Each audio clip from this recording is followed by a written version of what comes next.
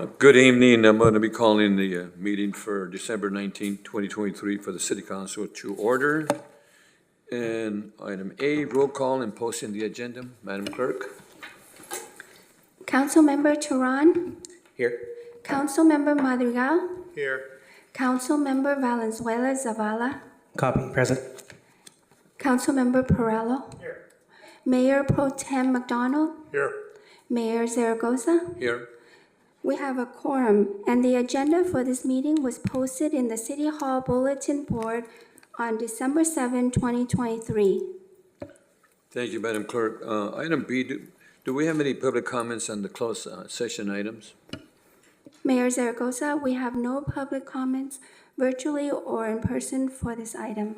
Okay, so we're going to go into closed session and we'll have and we have the city manager, attorney, share some information with us. Thank you, Mayor.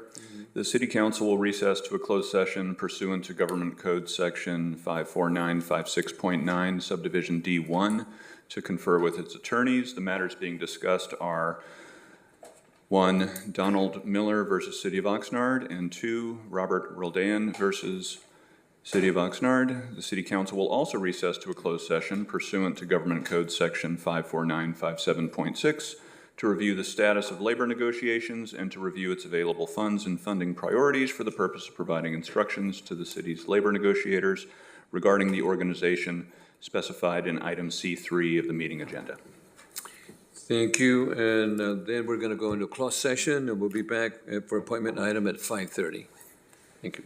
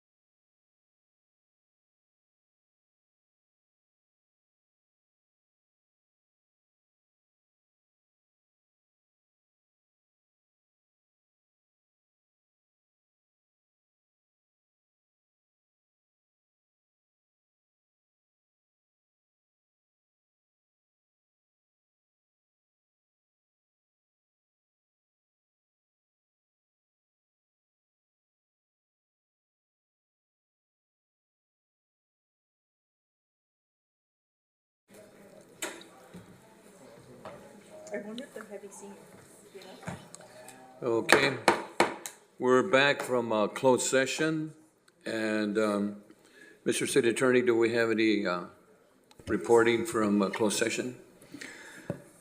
Mayor, there are no reports out of closed session this evening. Okay, so then our next item is D1. This is appointment item, and this is Public Works. Subject update on bicycle and pedestrian improvements. Recommendation that City Council receive a verbal update on bicycle pedestrians, and we have Michael, our Public Works Director. Good afternoon, Mayor, Mayor Pro Tem, council members. Michael Wolf, Director of Public Works. And I'll give it a few seconds while a PowerPoint presentation comes up. So yes, I am giving a presentation tonight or today about updates to our bicycle and pedestrian improvements that we do throughout the city. So when we look at our bicycle and pedestrian improvements, we look at it very similar to we look at our traffic calming. So we empower or utilize a very traditional setup, which is the 3 E's. We talked about this before, I think, when we spoke about the speed hump program, education, engineering, and enforcement.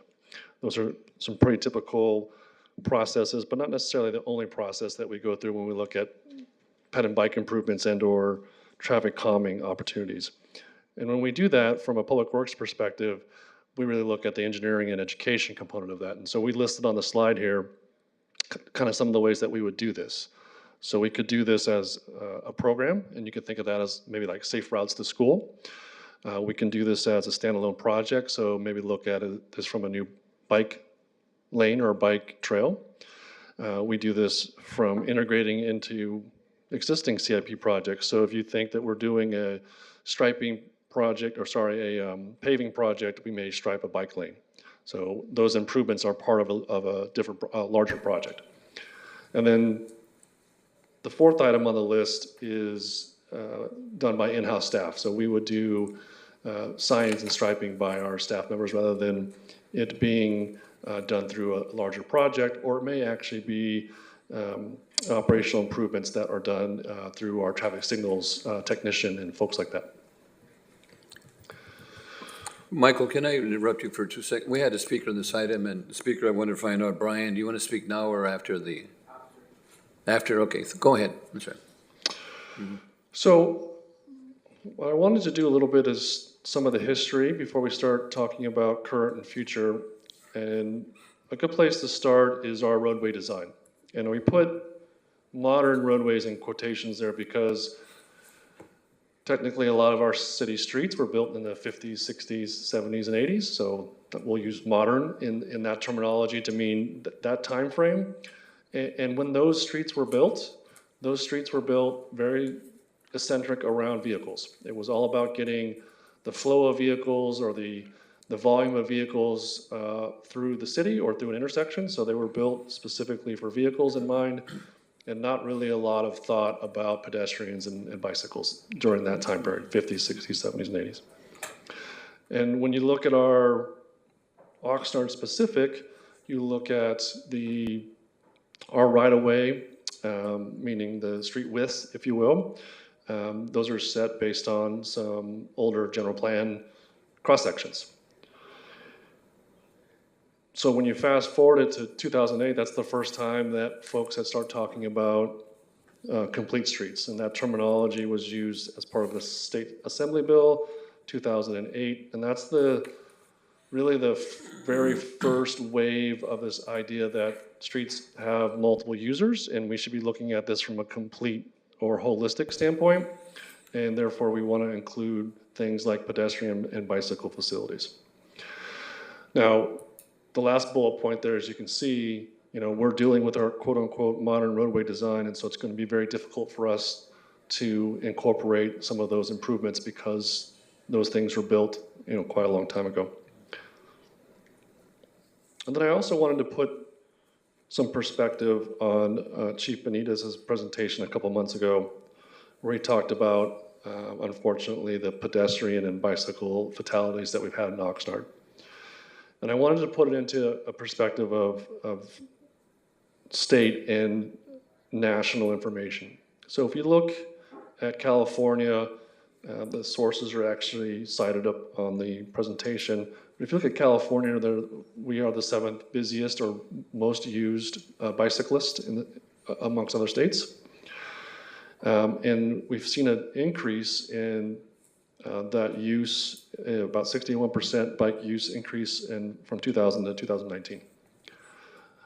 Now, when you look at it from a national average, when you talk about some statistics for fatal collisions, you can see in 2020, this comes from the Federal Highway Traffic Safety Administration. From 2020, you can see, unfortunately, across the nation, 6,500, a little more than 6,500 fatalities from pedestrian collisions. And I thought the interesting point from the statistics that I read from this report was about almost 50% of them are alcohol related, whether that's the pedestrian or whether that's the driver. And we'll talk more later in the presentation about driver behavior and choices specific to like DUI. When you look at bicycle collisions, again, the same year, 2020, you can see that about a third of those are alcohol related. Unfortunately, almost 1,000, so 938 fatal bike collisions throughout the nation, United States. And I wanted to find some more specific numbers. So for 2022, you can see that fatal pedestrian collisions have gone up to over 7,500. Councilman Turan, go. Thank you. Just real quickly, Mr. Wolf, on this particular slide, I find it interesting that the national collision data, when we have 2020 as the measured year, if folks remember what was happening in 2020 from March on, if you went out for any reason in your car or otherwise, the streets are pretty empty. And it's disappointing to see there was still an increase from 2019, the year before, in fatal bike collisions when there literally were fewer people out on the streets. So it's I don't know any details behind that, but that's my initial reaction. I hope folks kind of take that context as well. Yeah, there's the next slide or next two slides will talk a little bit about that, about increases despite other countries actually seeing decreases. And so that's a good stat to hold on to for a second. And that last bullet points obviously is interesting, highest fatal pedestrian collisions since 1981. So from that same Governor's Association report, I thought this was a very interesting chart. And basically what this is saying is that over about a 12-year period from 2010 to 2021, the increase in pedestrian fatalities is 77% over that period. When you compare that to fatalities across all collisions, whether it's pedestrian, car to car, things like that. So the pedestrian collisions or pedestrian fatalities actually are increasing compared to... Michael, on that pedestrian, most of the time I see pedestrians, you come to a corner and they don't even look, see if a car coming or not, you know. So yeah, 100% by the time it's up to the driver, you know, to make sure that they would take care of the pedestrian. But is there any education there for the pedestrians also? right. So I'll talk about some of the pedestrian education programs that we have. So I think that's a great point, Mr. Mayor. Unfortunately, some people think that those yellow or those white or yellow painted lines are going to protect them, right? And they aren't really paying attention to their surroundings. So they think somehow those painted lines are going to stop a vehicle. And they may say, well, I have the right of way. You know, next thing you know, you're in the hospital, right? Yeah. And so I think it's important that we also emphasize the education component of this. I mean, there's a lot of engineering that we can do. There's enforcement that we can do, but I think the education piece is a big piece as well. So this is the statistic, Councilmember Tran, that I think speaks to what you're talking about. And this came from, city manager sent this to me. We felt like this was a really good piece of information to share. That even if you look at other countries compared to the United States, you're actually seeing either decrease or at best or at worst a flattening of the number of pedestrians per thousand, right? Or per million, sorry. And this is all vehicle deaths, not necessarily just ped and bike. And the hypothesis or some of the reasonings that were presented in this article I thought was interesting because it related to the high cell phone use in the United States. the inattentive driver, or even the inattentive walker, somebody that's not paying attention, right? And then they also go on to hypothesize a little bit about there are more people walking in the streets, potentially that could be a homeless issue. They're also talking not just necessarily about alcohol, but they're talking a little bit about other drug-related collisions. That may be prescription drugs or marijuana, things like that. So there was a lot of hypothesis in there, obviously not a lot of actual data, but they were basically saying that a lot of this could be linked to some of those things that are specific to the U.S. that may not be in other countries. Okay, so with that background, understanding that this is not an Oxnard only item to tackle. Councilor Perrella has a question. Just, the law in the state of California has also changed with respect to jaywalking. Do we have any stats on that? I do not have any stats on that. What you're speaking about, Councilmember Perrello, is the state law that allows for crossings at places that aren't necessarily marked. And so there are probably some statistics that will come out from that. I don't have any, nobody's been compiling that I'm aware of right now. It just magnifies the point that the drivers of any vehicle's got to be much more attentive. Right, to the mayor's point, right? Now you have to expect them from almost everywhere. And so then the question is, okay, what can we do, or what are we doing, or what should we do? And so one of the things, I'm going to talk a little bit about some of the documents that we have that we use to take a look at this. So we have our pedestrian and bicycle master plan. A little dated, right? It's 2011, but it's still useful for us. You can see that through that plan, they identified and prioritized locations for improvement based on those criteria, whether it's connecting existing facilities that may have a gap, whether it's attractors and generators, so think parks and schools as attractors and generators, and then prioritizing or sort of deprioritizing, if you will, based on detractors. Maybe we aren't the owners of the property. So that's how they prioritize those different segments. And this is not obviously for detail, but this is just to give you a feel for what that ped and bike master plan looks like. It's basically a map that has a lot of places that are existing and a lot of proposed places. Each one of those little tiny dots you can see, maybe not, are proposed locations. But the intent of this is to show you that the master plan is set up like this, and it has all these proposed locations to do improvements, whether it's bicyclists on the left of the screen or pedestrians on the right. And when we did that, and unfortunately this formatting, I apologize for that, but basically I wanted to show that of all of the proposed locations for ped and bike improvements in the master plan, we have completed a lot of them. And this is a subset of those locations, whether they are bicycle improvements like on C Street or pedestrian improvements maybe on Ventura Boulevard. So those are a lot of the projects that we already completed. It's not necessarily every single one of them, but that gives you an idea that we take it from a concept standpoint, a master plan standpoint, and then implement projects to make those improvements. The next document that I wanted to talk about, and council has seen this year, that's the LRSP. And if you remember, this is a document that talks a lot about our solutions. In understanding solutions, you have to understand the contributing factors. And so a lot of that document talks about what contributes to the factors of these collisions and then proposes some solutions. And the other document that we brought to council, I want to say it may have been last year, December-ish, may have been January of this year, was our sustainable transportation plan. And that has to do more with transit and things like that, not necessarily specific street improvements. So those are two governing documents or guiding documents that we use for improvements. And you've seen this slide before, and this is from our chapter 4 of our LRSP. And this really talks a lot about, what are the factors? What are we dealing with here?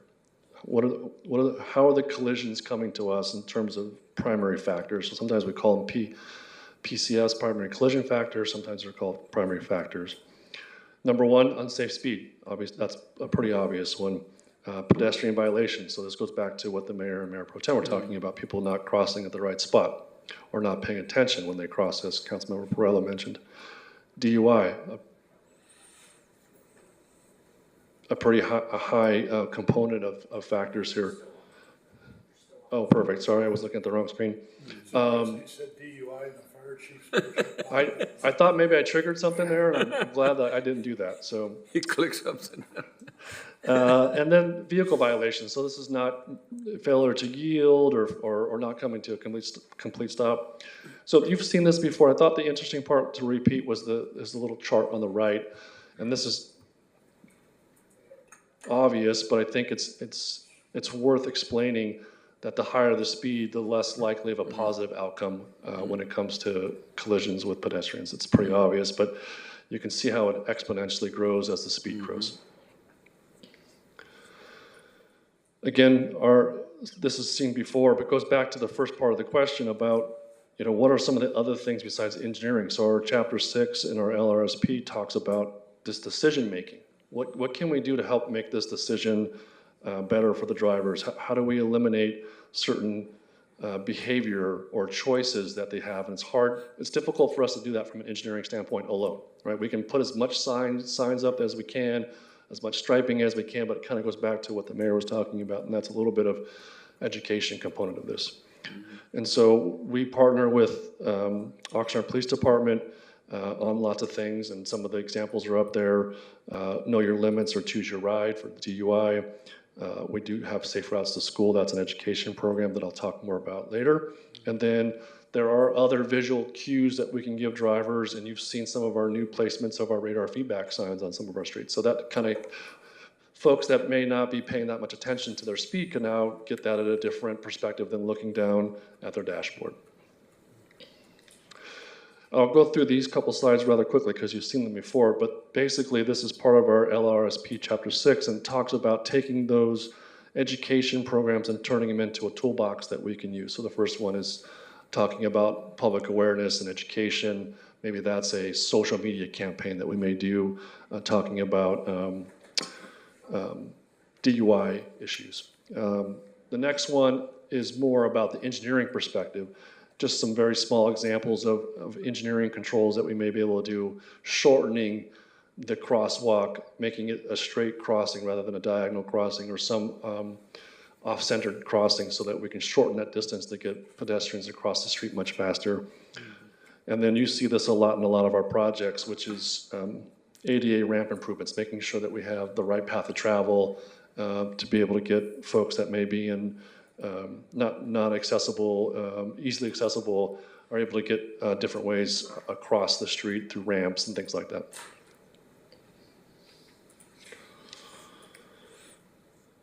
Some more examples, and these are some of the bigger ones as we jump up into some more opportunities, which are separated bikeways. And so this is an opportunity to have a separated bikeway. The more opportunity that we can separate the vehicle traffic from the bicycle pedestrians, obviously results in a better outcome. Traffic calming, that may be striping or other signage that we may provide. A few more engineering tools here. You can see our advanced stop bar, and some of the obvious ones are bike lanes. So we have all of these tools, we have all of these documents that say, hey, here's some things to work on. So how are we implementing them? What are we doing with those? And so when you look at, this is the cover page on the left of our CIP, and some of the actual recommendations from our various documents, you can see that all the ones highlighted in yellow are actually part of projects that we're doing right now, whether they're in design or construction. And then when you look at things that we do for our signals, again, engineering improvements that are already in our CIP as part of our projects. Traffic signals on the left, and then you can see some of the stop control, lighting, and different things like that on the right. So all the ones highlighted in yellow are actually in our CIP already. And so here's some of the projects that we've just done. You can see that we did a $2.5 million project at Ventura Boulevard. That was installing a sidewalk. There was a gap of sidewalk there. We did a $3 million traffic signal improvement project that was completed. Both those were completed this this calendar year. And then we have projects that are actually starting construction. So we have Edding Road. That's bicycle and pedestrian improvements on Edding Road near one of the schools down there. We have signal improvements on Saviors and Oxnard Boulevard, that corridor. You can see both of those are $2.3 and $2.5 million projects that are going to start construction. Each one of those has some level of pedestrian and or bicycle improvements that we just talked about. Here's some projects that are currently in the CIP that are in the design phase. Our 4th Street Mobility Project. Again, pedestrian and mobility improvements, our citywide intersection improvements that we're doing, signalized intersections improvements at different locations. We have our bicycle and pedestrian facilities. Those are mostly striping of bicycle lanes. And then we have our Oxnard Boulevard bicycle facilities, again, mostly striping and improvements on Oxnard Boulevard. Safe routes to school. This is one of our programs that we have. So we do have a CIP project. We call that the design phase. I'll cover that in the next 2 slides in a little more in depth. And then we have our Ramona School pedestrian crossing improvements. Again, these are projects that are already in the CIP and improvements that we're making. So safe routes to school, we actually have a grant, and we finished year 1 of that grant last year. So that was school year 22/23.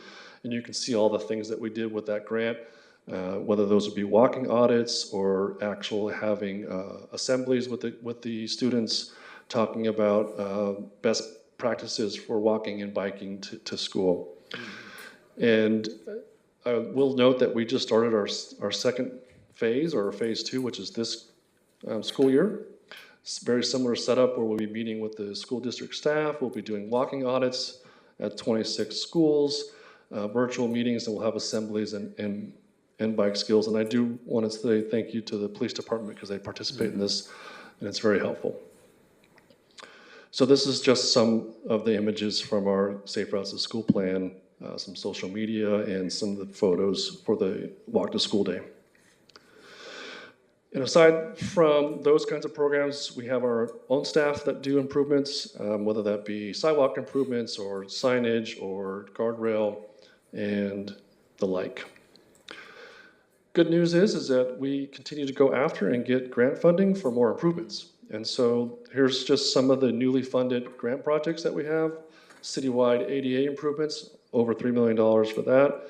And then we were recently notified that we got about $866,000 for emergency vehicle preemption. So this will allow the emergency vehicles to go through intersections in a much safer fashion when we have the transmitter and receiver to talk back and forth between the... That's great, because we've had some emails regarding that, which is happening now, which is good. I think the more we advertise that, I think the better we're going to be, Thank you. Right, so it's safer through the intersection and faster response time. So it's Right. actually a double whammy, a double good whammy, right? Exactly right. And a couple more projects that we got funding for. There they are. So $700,000 for Ventura Road and a little less than $700,000 for Bard. Those are striping improvements, sidewalk improvements, things of the like. And the last project I want to talk about is our potential grant funding application for the Oxnard Boulevard Channel Islands interchange or bridge. So we're looking at trying to get $2 million to do a feasibility study and planning for that, do some improvements at that bridge. So that concludes my presentation. I did want to point out that we obviously have all these documents online, so we listed those there. And we also provide our point of contact to our transportation planner, Debbie O'Leary. So if you have questions, please reach out to her or myself. But that concludes my presentation. And I think, the safe route to school education with the kids, having the kids learn the pedestrian rules so they can look out for the vehicles and not be run over, look both ways, which I think is important. We have a speaker on this item. It's Brian Rodriguez.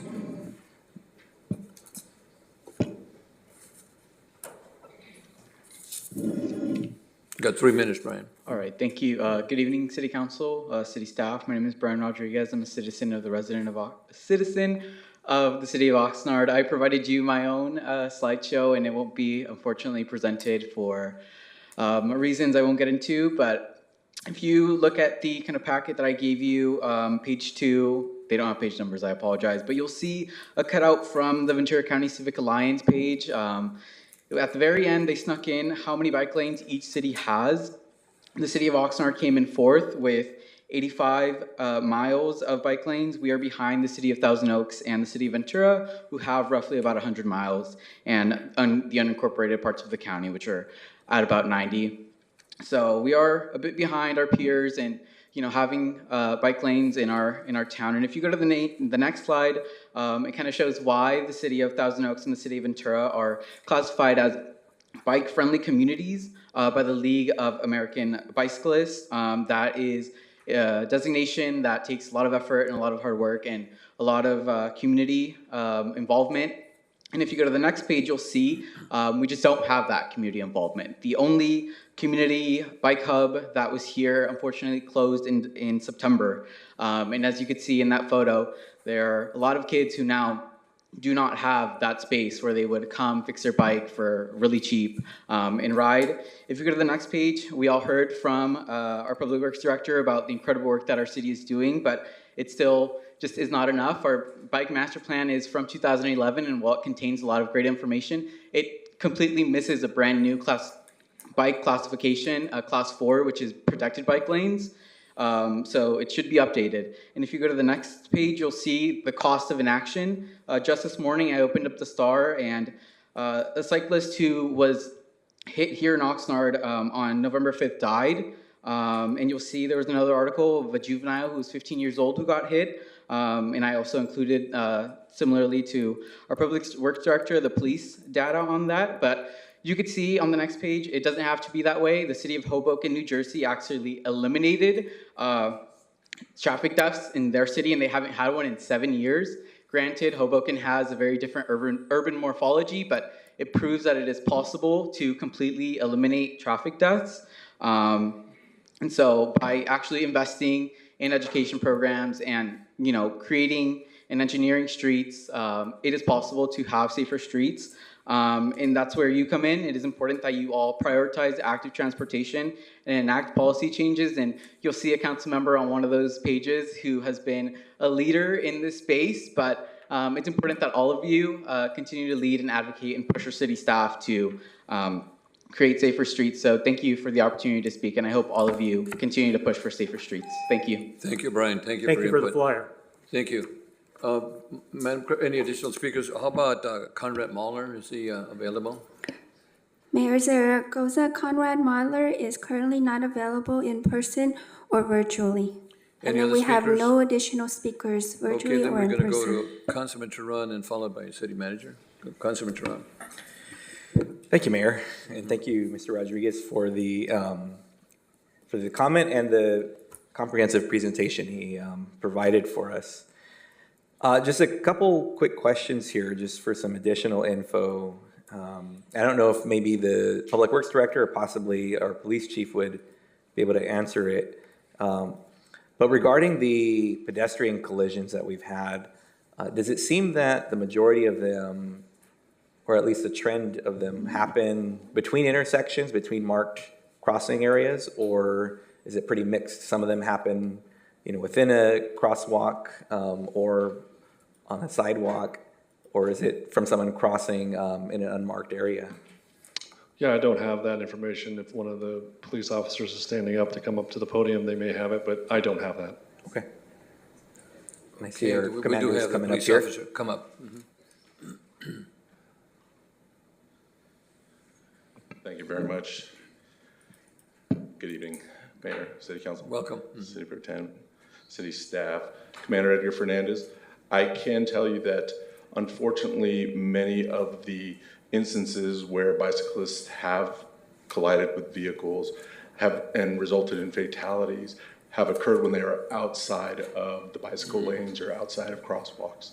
So that's an unfortunate set of circumstances. Okay. The majority of them are that way. And regarding pedestrians, what does that look like for folks who are walking? As well, it is not common for them to be struck in a crosswalk area, though that does happen.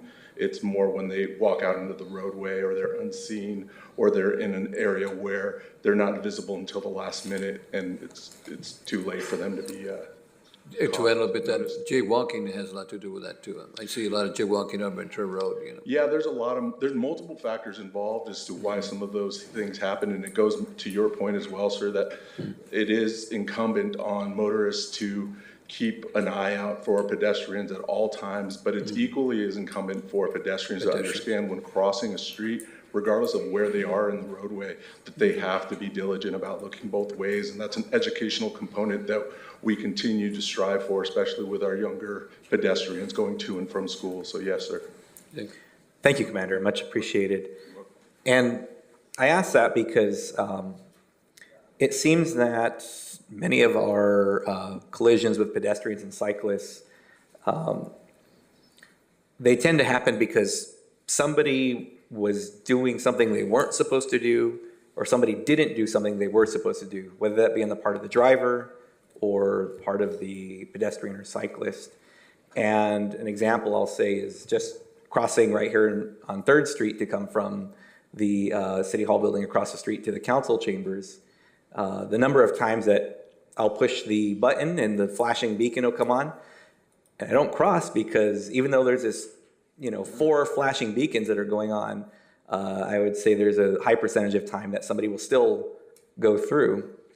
And had I just pushed the button and, even waited a second and said, okay, it's flashing, I should go, I could be hit in that case. And even crossing with our HR staff to come to this meeting tonight, we had a quick conversation about that.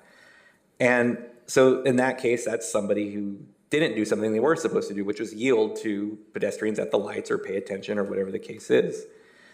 And regardless, all of these incidents, when it becomes between a vehicle versus a pedestrian or a cyclist, the vehicle's always going to win in those cases. And it's tragic results, regardless of who's at fault. But I know for me, being a cyclist, I wear a helmet, I follow all the rules, I go with traffic, I stop at all stop signs, I stop at red lights. I be as safe as I possibly can. But even if I'm following all the rules, I place a lot of trust in the drivers on the road that they're also going to follow, and they're not going to be on their phone, and they're going to see what they need to see so they don't hit me. But at the end of the day, even if I'm doing everything right, if I'm hit by a car, the car wins. And I've shared before, I've been hit twice, and both times I was doing everything I was supposed to be doing, and sure, the people were very sorry that happened, and luckily I had very, very, very minor injuries in that. My bike took most of the brunt of the force, but it's still, at the end of the day, sorries don't bring back bicyclists and pedestrians.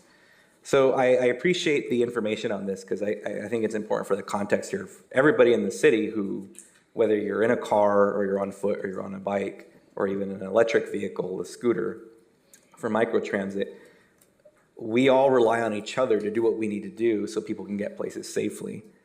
And I know I always say this every time this item comes up, but even tonight, it's very rare that I will drive my car to a council meeting, but with the weather tonight, I had to. Usually it's a 25-minute walk or like a 5-minute bike ride for me to get here. But I had the privilege of having a car where I could come here in my car because I didn't want to walk in the rain if it started raining. And there are many, many residents in our city who don't have that privilege of choosing to go in a car if they so feel like it. They have to go by bike or they have to go by foot to their appointments or to commute to work or go to wherever they're going. And so they rely on everyone else out there to be safe and follow the rules so that they are going to be safe and get to their destination safely. And we as a council and as a city staff, we owe it to those residents to have safe routes to get to their destinations. So I appreciate all the updates that have happened. I look forward to continuing efforts in this area. And I will say I did notice on C Street from Doris to the downtown area, it looks like we added another lane or a line there to bring out the bike lane rather than it being a sharrow on that portion of C Street. And that narrows C Street, and I think that slows down traffic a little bit as well. So know that there are still things that are happening, it looks like, that are working toward bringing us to a more bike and pedestrian friendly and safe city. So we have still a ways to go, but I appreciate the work that's happening. So thank you, Mr. Wolf, for this update. Thank you, Councilmember. Mr. City Manager? Yes, thank you. Just want to add a few points. You saw the slide earlier comparing us to other developed countries in the world, and it's interesting that there's clearly a more than a coincidence with the increase in automobile-related deaths, fatalities since the introduction of the smartphone. Prior to that, the last 100 years, automobiles every year were becoming more and more safe and fatalities were decreasing. So there's a clear nexus there. What's simultaneously interesting is, but it didn't happen in all those other countries. There seems to be something peculiar to our culture. One of the facts that I found fascinating was almost all cars in this country today are automatic, meaning you don't need to shift gears with your other hand and one of your feet. Whereas in Europe, apparently, and I don't know why this is, but 75% of their cars still require manual transmission. So you don't have two free hands while you drive. So that's one interesting factoid. The other one is to remind everyone that this city is 120 years old, and we have a lot of older streets that are very narrow. They were never, for obvious reasons, designed to be complete streets or to share the road, and certainly not designed to handle cars that can drive the way that the technology has allowed them to today. So with regard to all the efforts we're making, there's certain things that physically are very difficult to do unless we take a lot of people's private property to widen roads, certain roads, to install segregated bike paths, which would be ideal. And then finally, on the governor's highway safety report, what's also interesting is they highlight 6 strategies to make improvements, and 4 of those have to do with behavior. 4 of the 6 have to do with behavior, so they include refining educational materials, injecting pedestrian safety into driver education, engaging with people experiencing homelessness, and enforcing on dangerous driving behaviors. Only 2 have to do with road design and related road design to slow down vehicles. So just want to highlight those. Thank you. Thank you so much. Thank you, and Michael, thank you so much for excellent presentation, and I think it's important that both the pedestrians and the drivers pay attention out in the public. So thank you so much for that. We're going to go into opening ceremonies, but before we stand for a flag, I'd like to share a moment of silence for, I'm going to read a couple of items that I have here. First of all, a moment of silence for all the casualties that are happening around the world, especially in the Middle East. Additionally, I have another announcement that yesterday evening, a gentleman by the name of Angel Estrada, a longtime Oxnard businessman and musician, passed away. Angel was a part of the Estrada Brothers, one of California's well-known musical groups here in Oxnard and around California. The band started in the mid-50s and was founded by Ruben Hendry and Angel Estrada. So keep the family in your prayers. Tila, Vicky, Yvonne, Angelica, and Estrada. Additionally, we have another moment of silence for, it's an extremely important person here, for a person by the name of William Tucker. Tuck was born in Bisbee, Arizona in 1949. He obtained 2 associate's degrees in aviation maintenance before enlisting in the U.S. Navy in 1975. During his career in the Navy, he obtained the rank of petty officer, first class, and served as an aviation mechanic, maintenance technician, in over 20 years of active duty. He retired from the Navy in 1995, and 2 years later, he moved to the city of Oxnard. In 2002, Tuck enrolled in the Oxnard Community Response Team training called the CERT. After completing that basic CERT training, he was extremely enthusiastic and immediately volunteered to help in future training classes. From then on, Tuck contributed thousands of volunteer hours to the CERT program and numerous community emergency preparedness programs, events. He also increased his knowledge by completing 15 separate FEMA training courses, including specialized classes in incident command system, disaster exercise design, development, local post-disaster, damage assessment, and emergency operation functions. He also became a FEMA certified instructor and assisted in the training of hundreds of community members. In 2017, Tuck became the first member of the newly formed City of Oxnard Volunteer Emergency Operations Center team.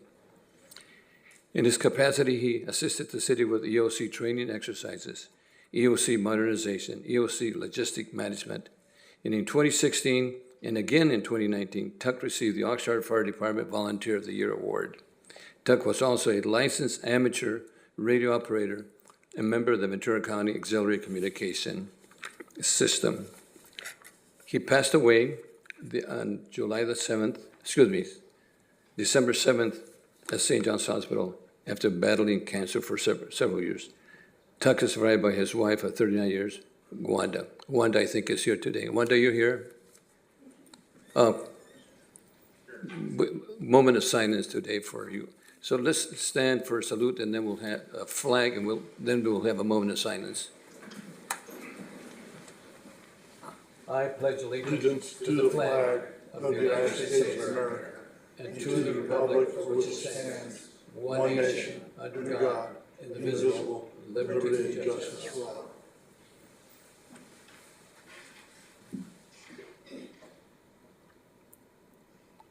We do have a photo of Tuck, up in monitors, just for information.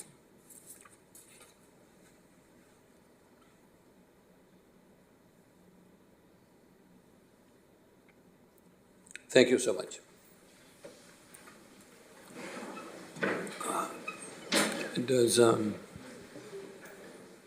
Does anyone want to share anything else on Tuck? Yep. Does anybody else want to share anything else?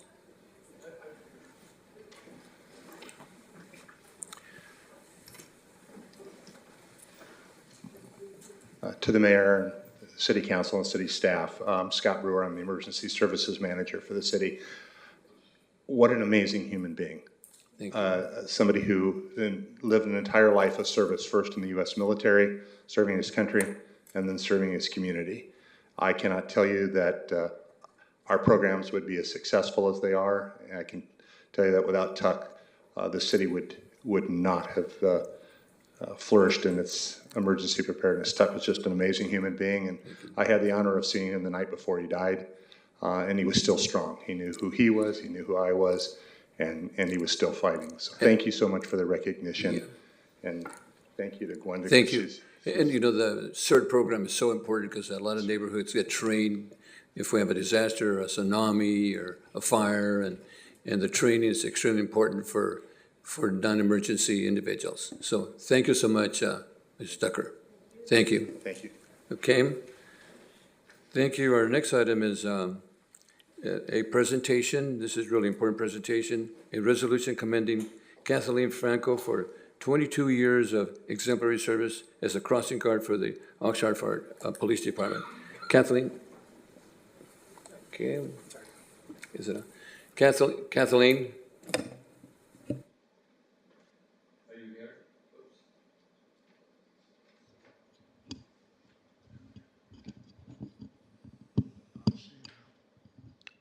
Testing, 1, 2, 3. Is Kathleen here?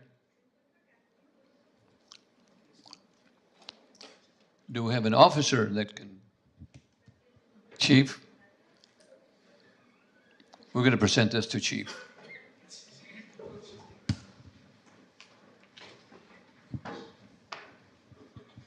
This is a resolution for Kathleen, resolution of City Council, City of Oxnard, commending Kathleen Franco for over 22 years of exemplary service to the City of Oxnard.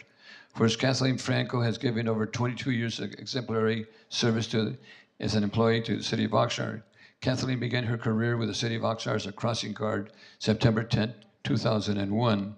Whereas Kathleen throughout her career held the best interest in the city, she always made an effort to show up to work with a positive attitude. She always provided exceptional service to the families she interacted with. The relationship between her and she was a role model for the community. Whereas Kathleen crossed kids across numerous intersections, and I understand it was thousands of kids, Chief, and we were talking about safe crossing, which I think is important, in Oxnard on a daily basis. She set a high standard for her position. She always prioritized the safety of the kids and was aware of the importance of her job. Now, therefore, the City Council, City of Oxnard, does hereby resolve to commend and recognize and extend its gratitude to Kathleen Franco for over 20 years of exemplary service to the City of Oxnard. This is signed by the Mayor of Oxnard. And before we start, we can need a motion for this resolution. Second. Moved by Mayor Pro Tem, second by Councilor Perello. Roll call. Resolution for Kathleen. Councilmember Turan? Yes. Councilmember Madrigal? Yes. Councilwoman Basua? Aye. Councilmember Valenzuela Zavala? Aye. Councilmember Perello? Yes. Mayor Pro Tem McDonald? Aye. Mayor Zaragoza? Aye. Motion passes 7-0. So Kathleen, Chief. Thank you, Mayor.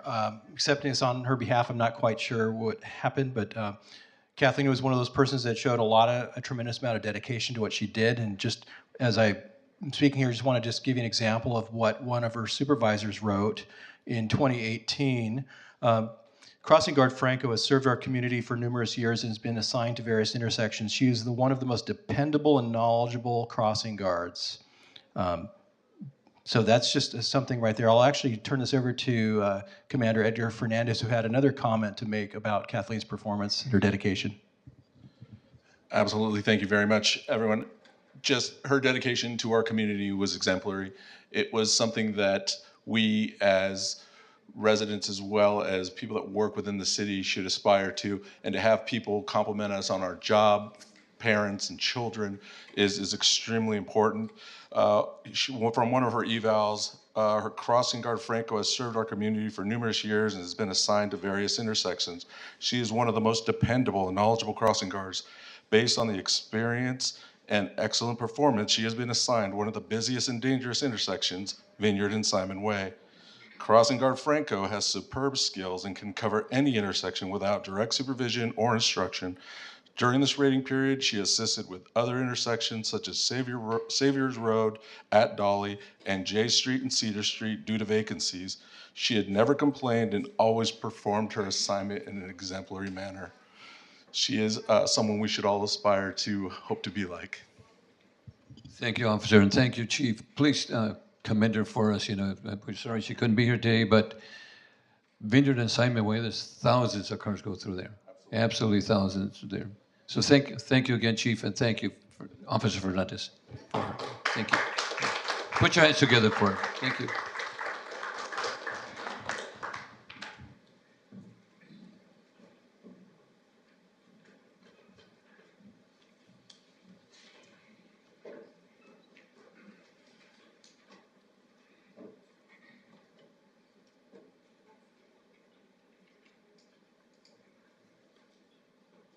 Okay, our next item is item G, and this is items that are on the agenda, and we have some individuals here that like to speak, and they have 3 minutes. We'll start off with Roger Williams Rogers, followed by Carla Alejandra. Is Williams Rogers here? Yes, Mayor Zaragoza, but William is here virtually. Oh, virtually? Okay, let's start off with them then. William, please press *6 to unmute, and you have 3 minutes. Hello, can you hear me? Yes. Thank you for the opportunity to speak tonight. As a resident and homeowner in Oxnard's District 6, I'm dismayed that our elected representative, Councilman Arthur Valenzuela Zavala, stands accused of driving under the influence of alcohol following his arrest on July 16th. The fact that he expects to complete his term, despite his ongoing DUI trial, is appalling to me as a voter. The general ethics, practices, and values for the City Council state to lead by example and to be dedicated to the highest ideals of honor and integrity. In all public and personal relationships, in order that the individual may merit the respect and confidence of the elected officials, of other officials and employees, and of the public. Councilman Valenzuela Zavala does not abide by these principles, and he has lost the respect and confidence of the public, yet he sits here today as an elected official. I hope that he will take personal accountability and resign so that we can hold a special election for the people of South Oxnard District 6. Thank you. Okay, our next speaker is Carla Alejandra. Is she virtual or in person? She's virtual. Okay. Carla, please press *6 to unmute, and you have 3 minutes. At the last city council meeting, the city manager gave a presentation on food vendors. He insisted that anyone who still operates without a permit must be a part of organized crime, that they are being exploited or are victims of human trafficking.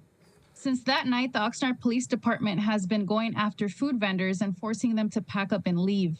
Is this how the city treats people who they claim could be victims of exploitation and even human trafficking? You send cops to run them out of town? And speaking of things that don't make sense, while you gather next week to celebrate Christmas, to celebrate the birth of a Palestinian man, you refuse to publicly call for a ceasefire. Maybe you don't want to get too political. Yet you had no issue countering concerns regarding the city's involvement with the pro-military lobbying group RDP 21 by voicing your support and even pride at being part of it. That is you being political and bringing in pro-military politics to the council. You refuse to show support for Palestine and call for a ceasefire at a time when the U.S. government, and by default the U.S. military, strongly, openly supports Israel and the genocide they are committing against Palestinian people. That's extremely political. Staying silent is as political as openly voicing support. Lastly, to touch back on the city manager's so-called solution to homelessness, more housing, I wanted to share that a neighboring family is being forced to move due to increases to their rent. Also, a single mother of 3 children I work with voiced her concerns over the increase to her rent happening in the new year. You applaud yourselves over the measly rent cap you approved last year, but you don't see the bigger picture. 4%, 10%, 20%, it doesn't matter. You still allow landlords to increase rent every year when renters can barely afford what they pay now. And you fail to remind people that the rent cap only applies to apartment complexes built prior to 2007 and doesn't affect newer apartments. And I'm still speaking. More housing when we can't afford the ones we have now isn't a solution to anything. Like I said before, your weak justifications for how you mismanage Oxnard might convince others, but I've been watching and listening for a long time. They don't work on me. You need to try harder.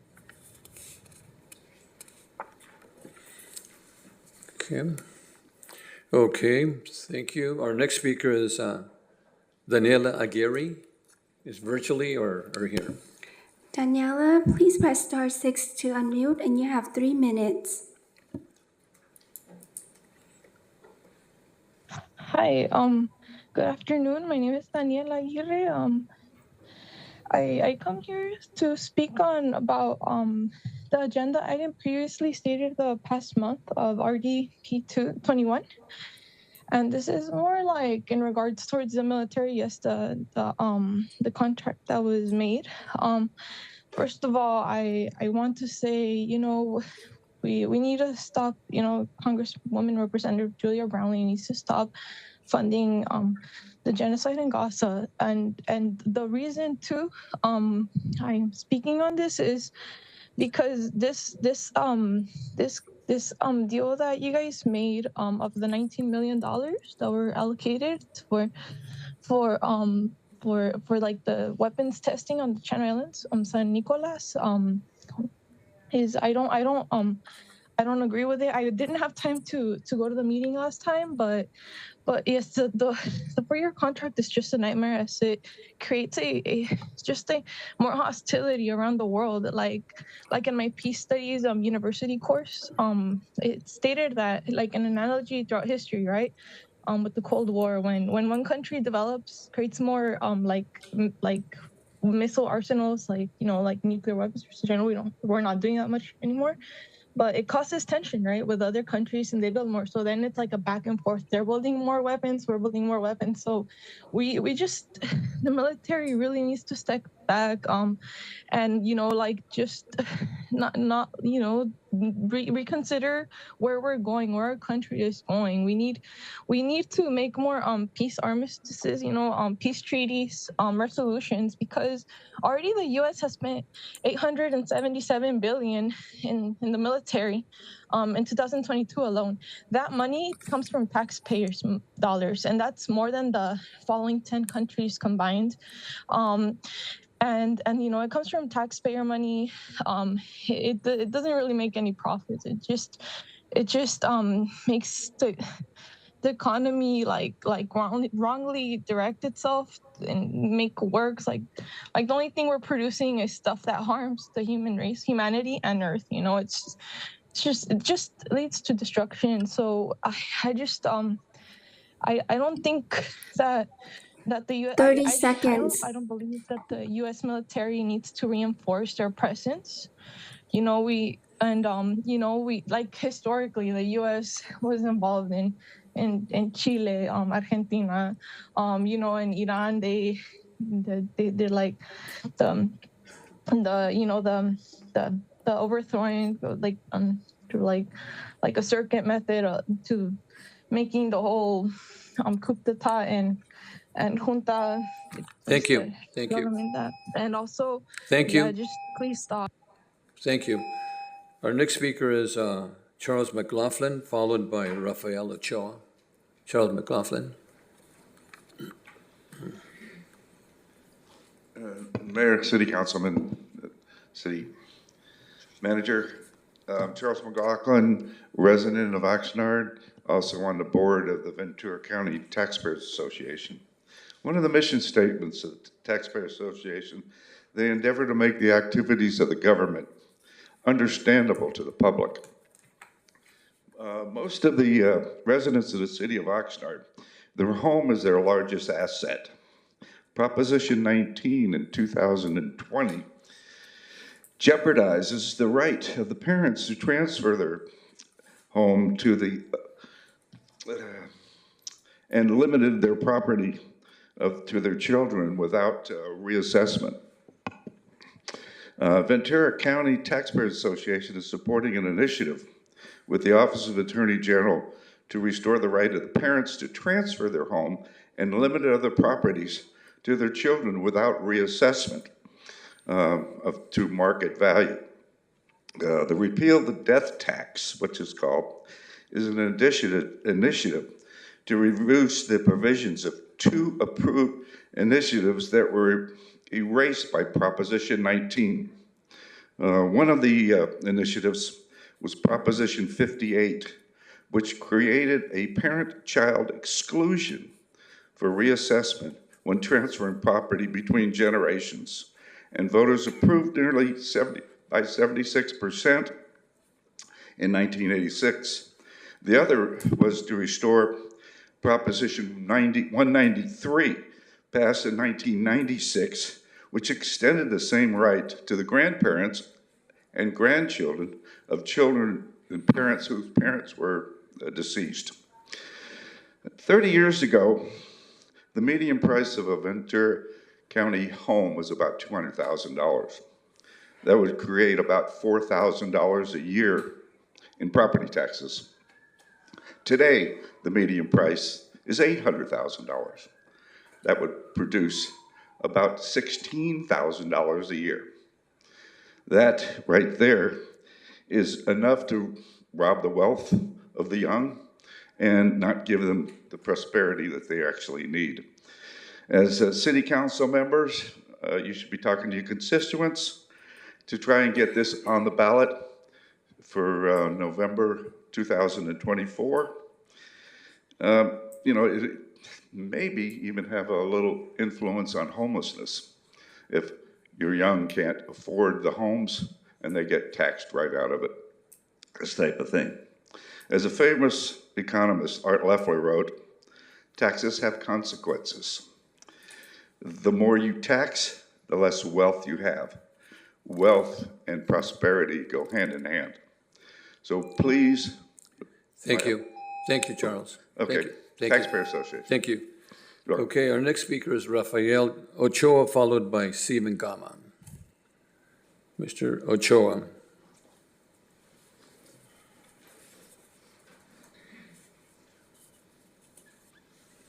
Hello, Mayor Zaragoza, City Council, City Manager. It's my first time here, so excuse my nervousness.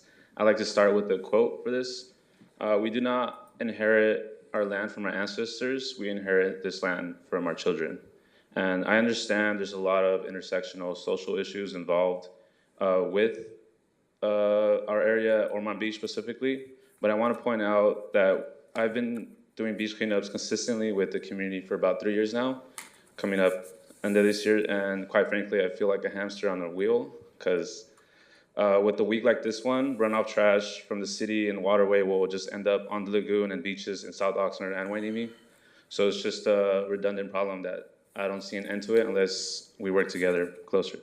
And what really got me here generally is when our efforts of cleaning up this area, we organized Get It Happen. We've been prohibited dumpsters and tractors in this polluted area for a particular reason that I'm sure is getting resolved as we speak or with due time. But all my life, I've lived in the city, South Oxnard, mostly. And rather than seeing this community enhanced, be upgraded, I just see it deteriorating.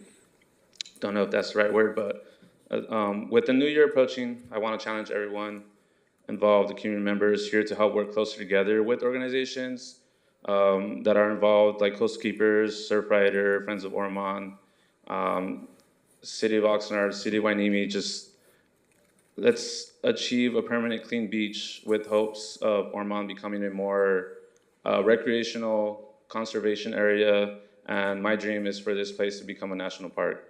All I'm asking, if the city can stop neglecting this area and bring it up on your priority list. And because I'm exhausted, it's exhausting to clean our beach week after week and then coming back the next week to see it dirty again with pollution and a lot of runoff trash. Thank you, City Council, Mayor Zaragoza. Thank you. Okay, next speaker is Stephen Gama, followed by Reverend Greg Runyon. Stephen Gama. Thank you, Mayor Zaragoza, City Council, Mayor Pro Tem, and staff. Welcome, Council Member. I'm here as a resident, and I want to wish you all a Merry Christmas. I live very close to the border of Oxnard and Wainimi, and borders are where people come together, and the southern border of our cities is where Wainimi Beach connects with Ormond Beach. We beach enthusiasts know very well how special Wainimi and Ormond are. We dedicate ourselves to being good stewards of this amazing coastal environment. As a resident of the area, for the past 7 years, I've led a Wainimi Beach cleanup each Saturday. Councilmember Tehran has come, Councilmember Basua has come, Vianney Lopez has come, and we spend a significant amount of time in Oxnard at Ormond Beach and in and around the lagoon. We have removed several thousand pounds of trash, one bucket at a time. An awful cycle has been repeating itself on the beach for the last several years. Persons that live out there leave behind chemicals, drug paraphernalia, styrofoam, plastics, human waste, and many other forms of trash.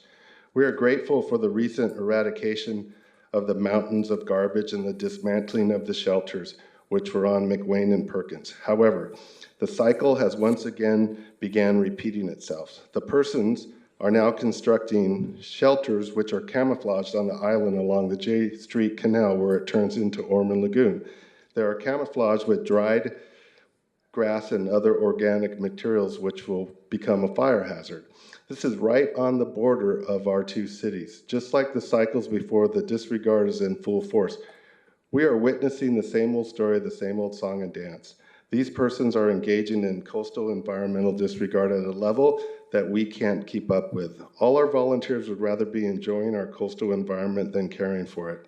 It has been so bad we actually have gotten used to finding syringes on the beach. There was a time when finding a syringe was a call to action. Now we find ourselves tolerating them. Several years ago, while picking up trash from Ormond Lagoon, myself and other volunteers crossed paths with Rafael Ochoa, many of his friends. They had some Wainimi Beach cleanup buckets and pickers in their hands. We spoke and I asked, "What's the name of your group?" They said, "We don't have a name.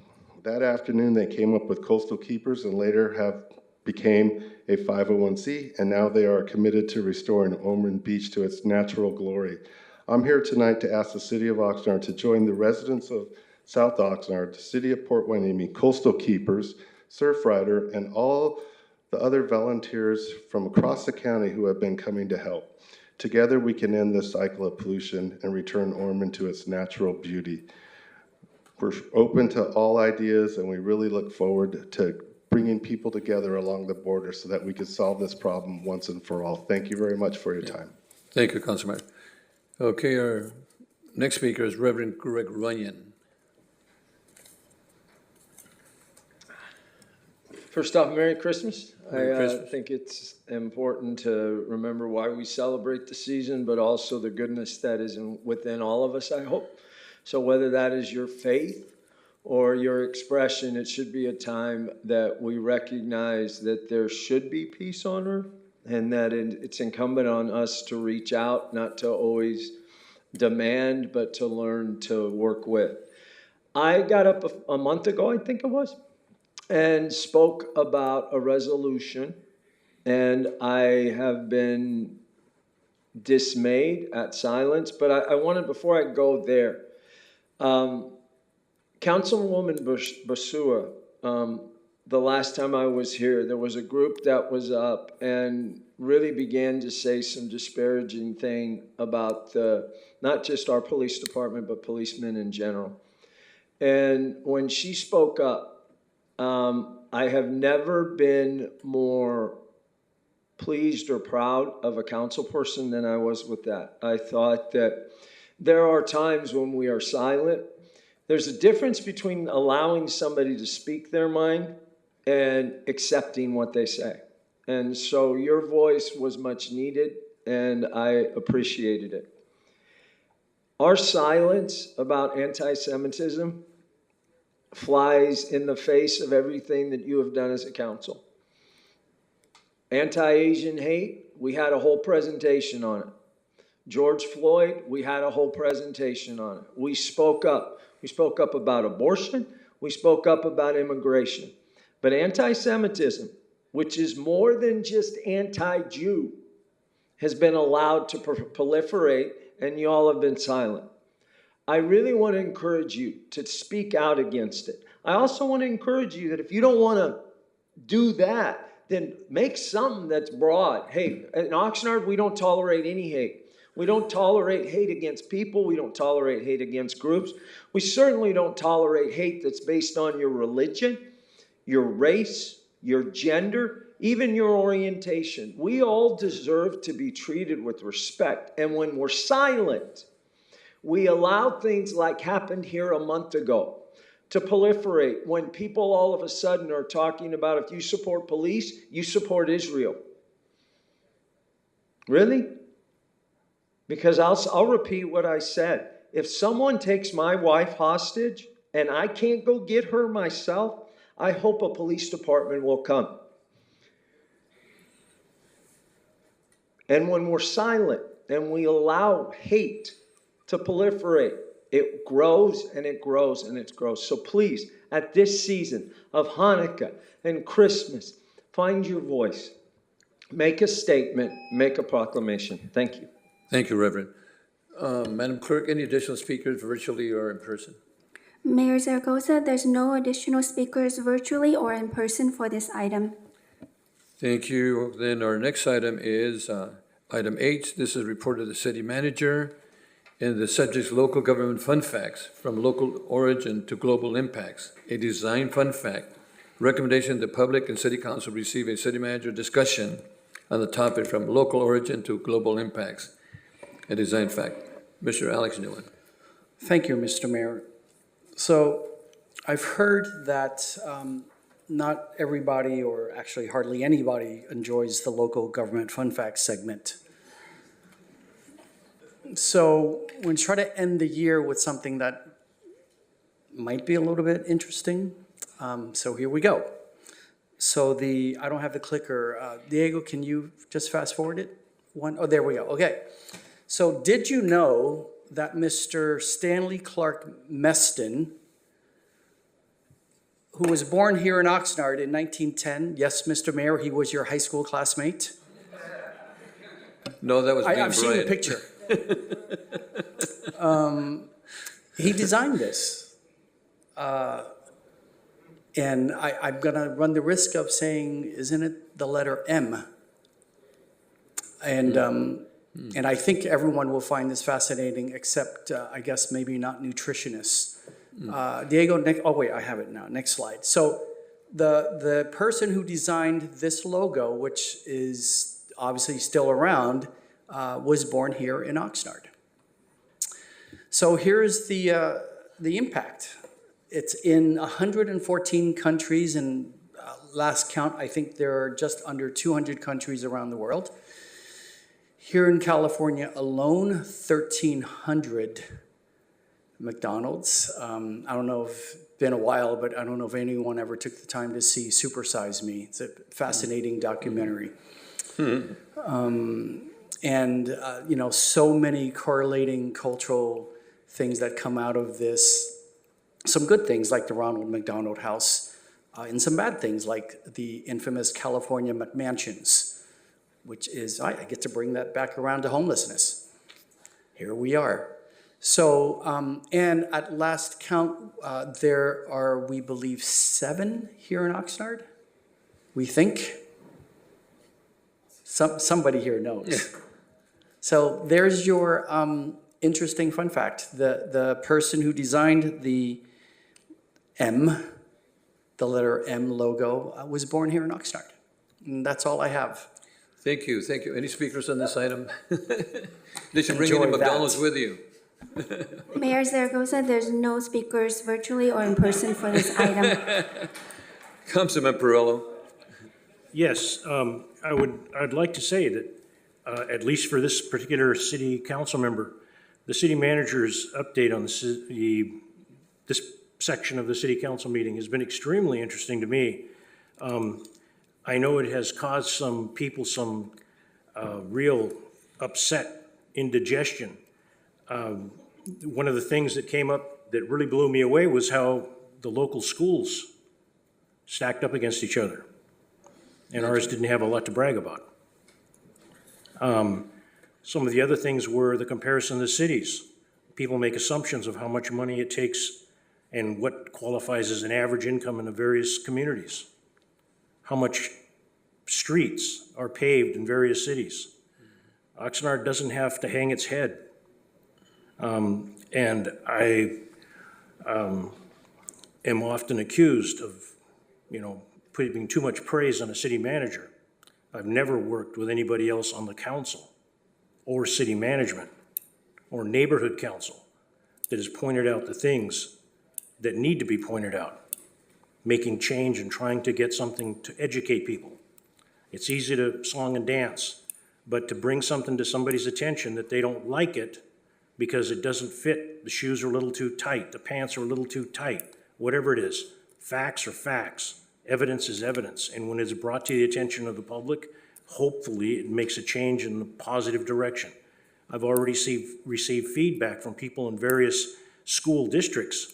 They didn't like what they saw. They investigated on their own, and they found out it was accurate.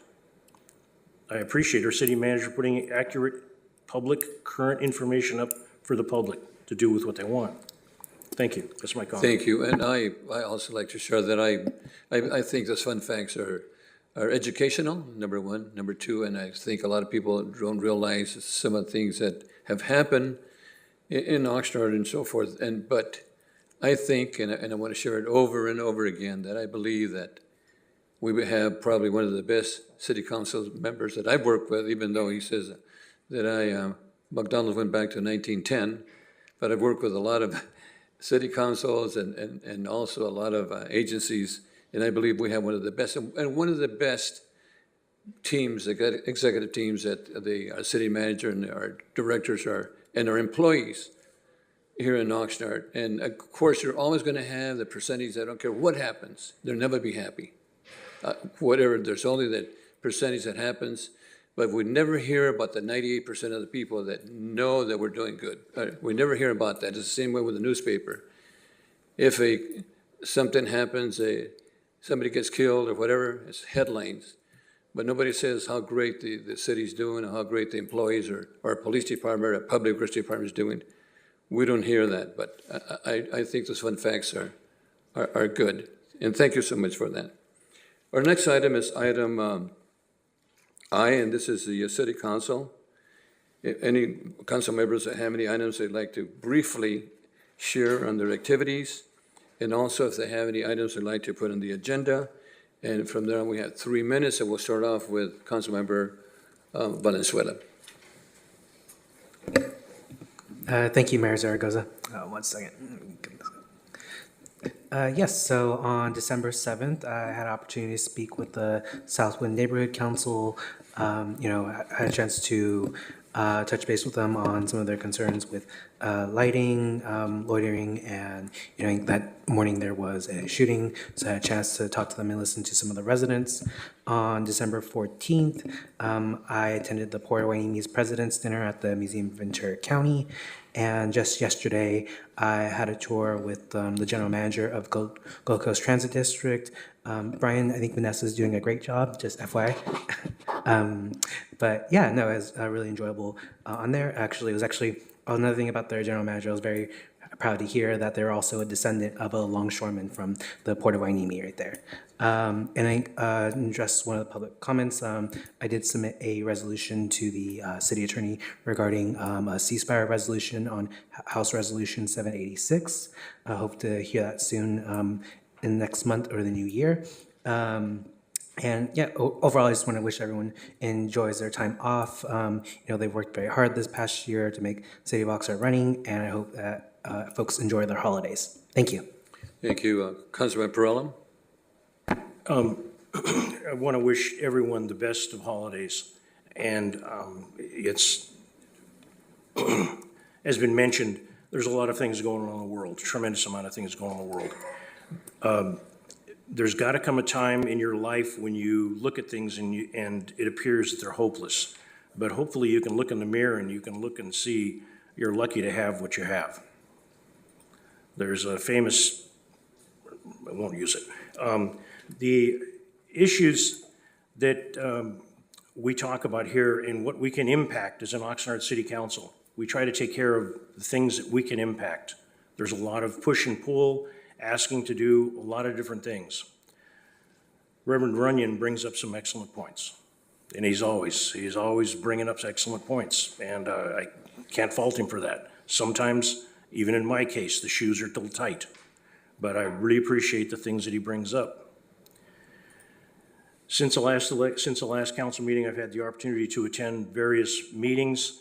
One that I hope the general public pays attention to is the issues with the adjudication process going on the Oxnard Pleasant Valley.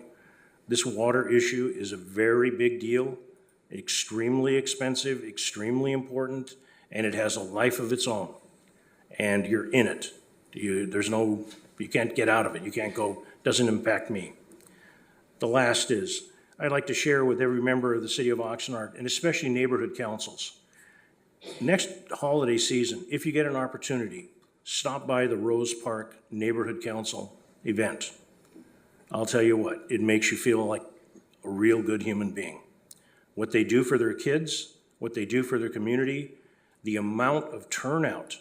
The only other neighborhood that I can think of that's even close is Channel Islands. They get a tremendous turnout, terrific. But this one at Rose Park is family kid oriented.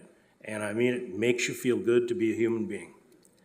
There was a comment that I receive in the social media, and I want to address it because there are people that continually ask the city of Oxnard for more and more and more. The city tries to live within a budget.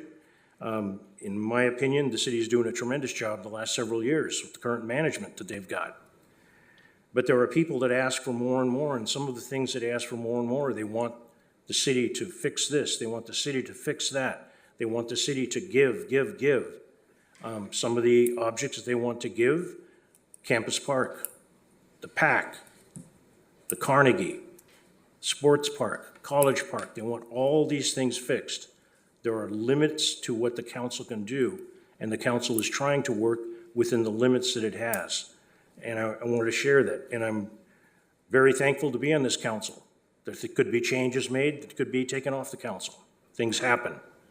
But it's a great pleasure to serve the city on this council and to be aware of where it is now from when I first got on this council. Ladies and gentlemen, night and day, thank you very much. And again, the best of the holidays to all of you, whatever your beliefs and whatever you believe in. Thank you. Mayor Pro Tem McDonald.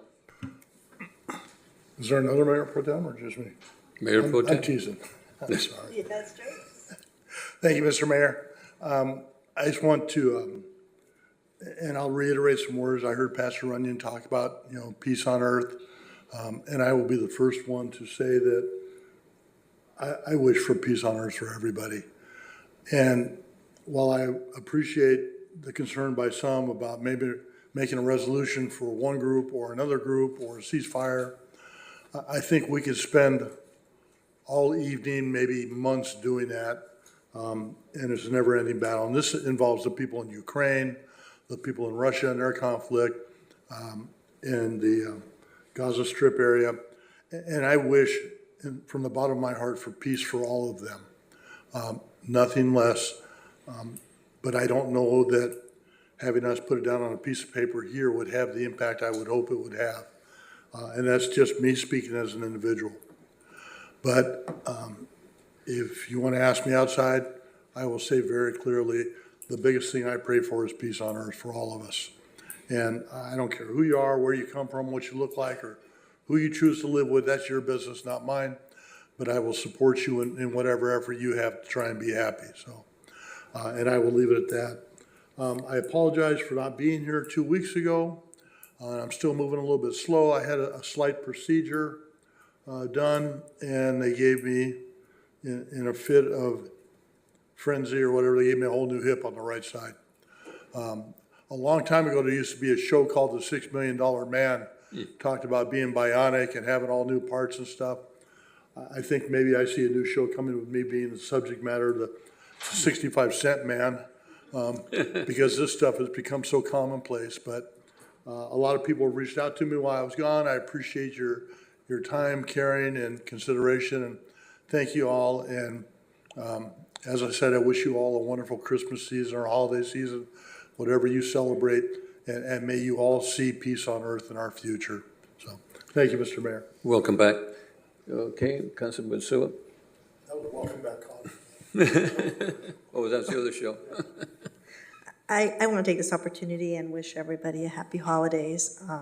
Whatever it is that they believe, I, like Mayor Pro Temp, wish everybody peace, lots of love, and hope that we can all get along. There's a lot of bad stuff happening all around the world, and some peace would be very nice this Christmas Day. I actually attended my first RDP meeting. It was very, very interesting. One of the things that came out of that meeting is the need for more money in order to continue that organization. So I'm sure we will be hearing more about that, maybe from our city manager and their request for additional money. And that's all I have. Thank you. Councilman Madrigal. Thank you. I also had the opportunity to attend the Rose Park Posadas event last Wednesday. It's a wonderful yearly event. Actually, it's the first time it's been indoors since 2019, I believe. And actually, it's the last one at Rose Avenue School, as their new campus is bound to open in the spring.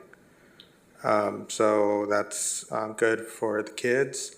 It's a wonderful event. I want to thank everyone who donated. 2 kids ended up with new bicycles, so I know they were very, very pleased. Speaking of which, anyone doing toy drives around this holiday season, special thank you to them for bringing joy to our youth. And then lastly, today actually had the honor to go speak at Oxnard High School for Jaime Moreno's law class and his Chicano history class. So it was nice interacting with high school kids, even though I did tell them that even though I brought them donuts, they cannot vote for me. So I'm not trying to bribe them in any way, shape, or form to please take the donut. I want to wish everyone a Merry Christmas and Happy Holidays. So thank you. Thank you. Councilman Turan. Thank you, Mayor. I have a couple quick notes here.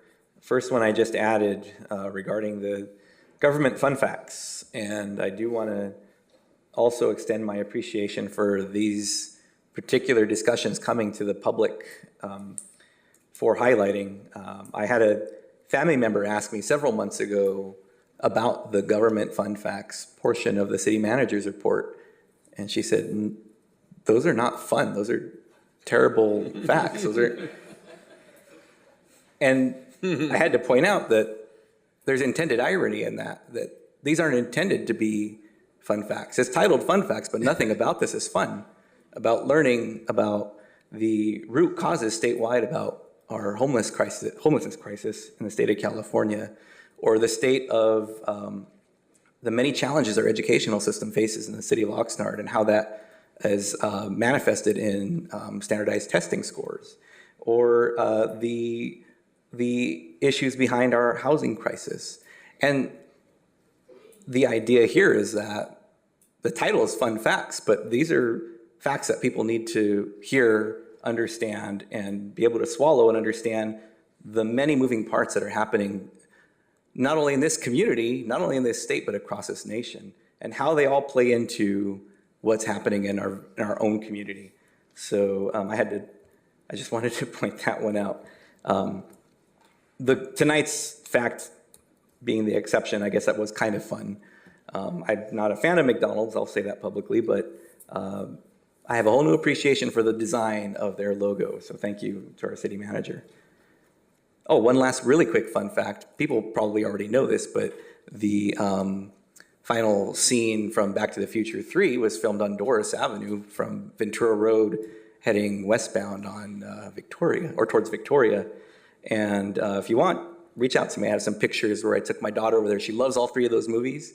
And we took pictures, with the stills from the video or from the movie with her in the same spot in the current day. So, and then I think our Councilmember Gama might have left, but there's some spots in Wainimi that were filmed also in the train tracks scene. So anyhow, that's my fun fact. And then for credit, I know Councilmember Valenzuela Zavala already mentioned it, but since the last meeting, he has been working on a resolution that was mentioned by a couple of speakers tonight, and one of the whereas statements does call out anti-Semitism and hate, and so just wanted to give credit where it's due on that, and we'll be seeing that coming to committee in the coming weeks, I believe. All right, I attended the River Park Neighborhood Council meeting, and that was a fair turnout for them. It was their first meeting back indoors, I believe, since the warm months when they met out in the community in their parks.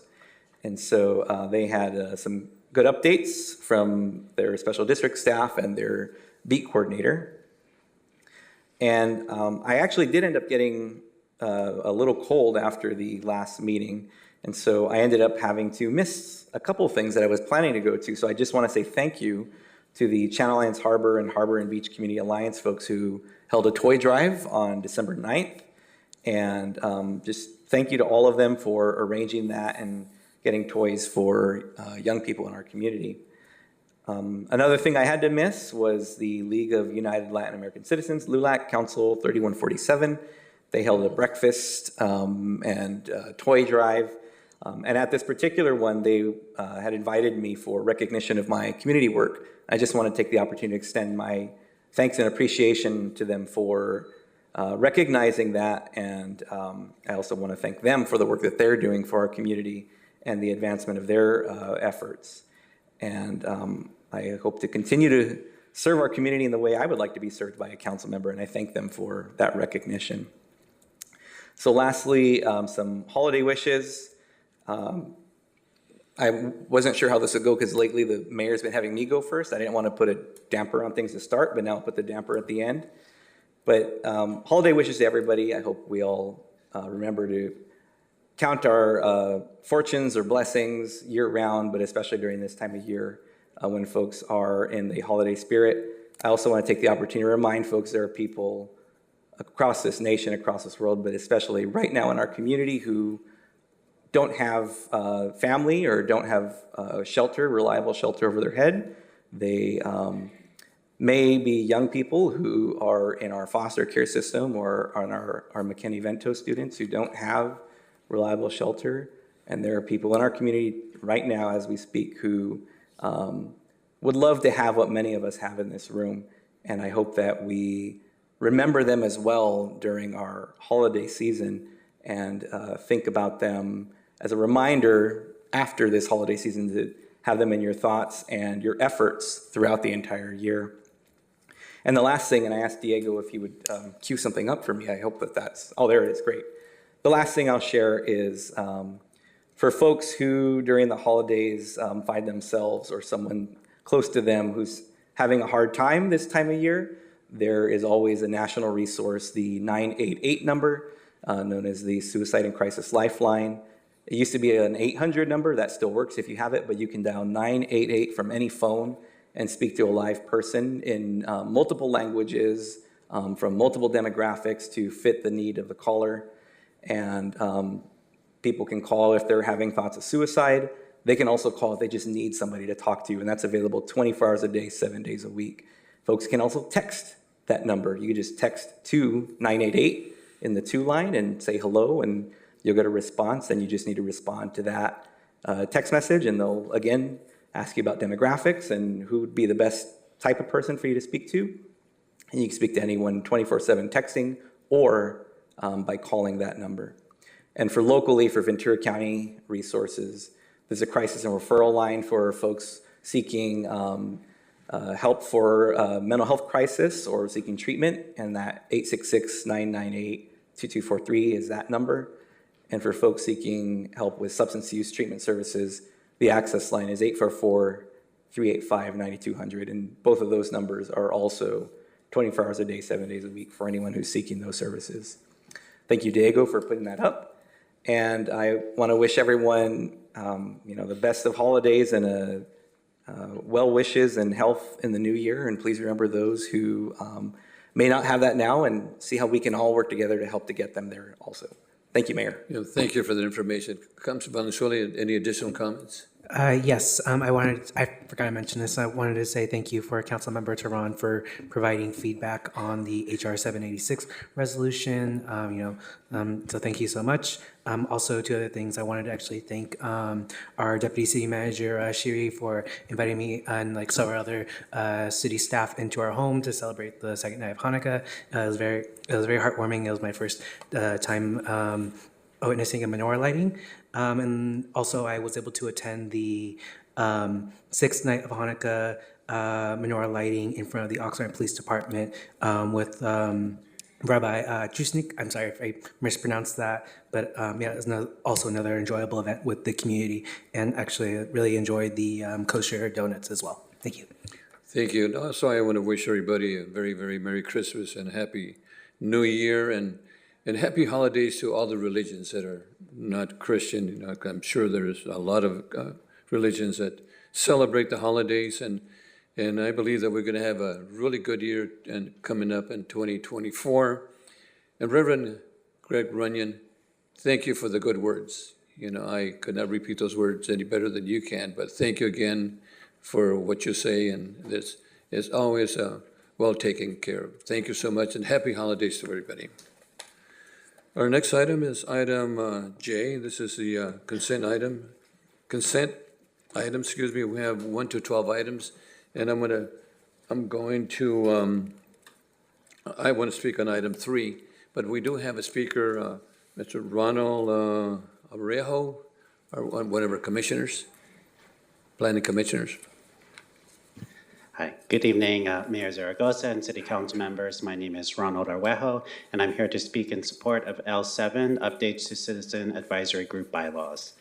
As someone who has had some experience with revising bylaws, both within and outside of the city, I very much appreciate the City Manager's office in modifying the existing CAG bylaws to ensure that meetings are both effective and efficient. A good rule of thumb is that in a civic, nonprofit, and/or related organization, every 5 years is about the right amount of time to conduct a review and possible revision of the bylaws. With subsidiary bodies of an elected organization, every term of a mayor, or at a bare minimum with every successive mayoral administration, the bylaws should be reviewed and updated if necessary. With these bylaw modifications occurring within the first term of the mayor, this is the ideal time. I'm glad that the city manager's office held a meeting with the individual chairs in which further modifications were promulgated from that.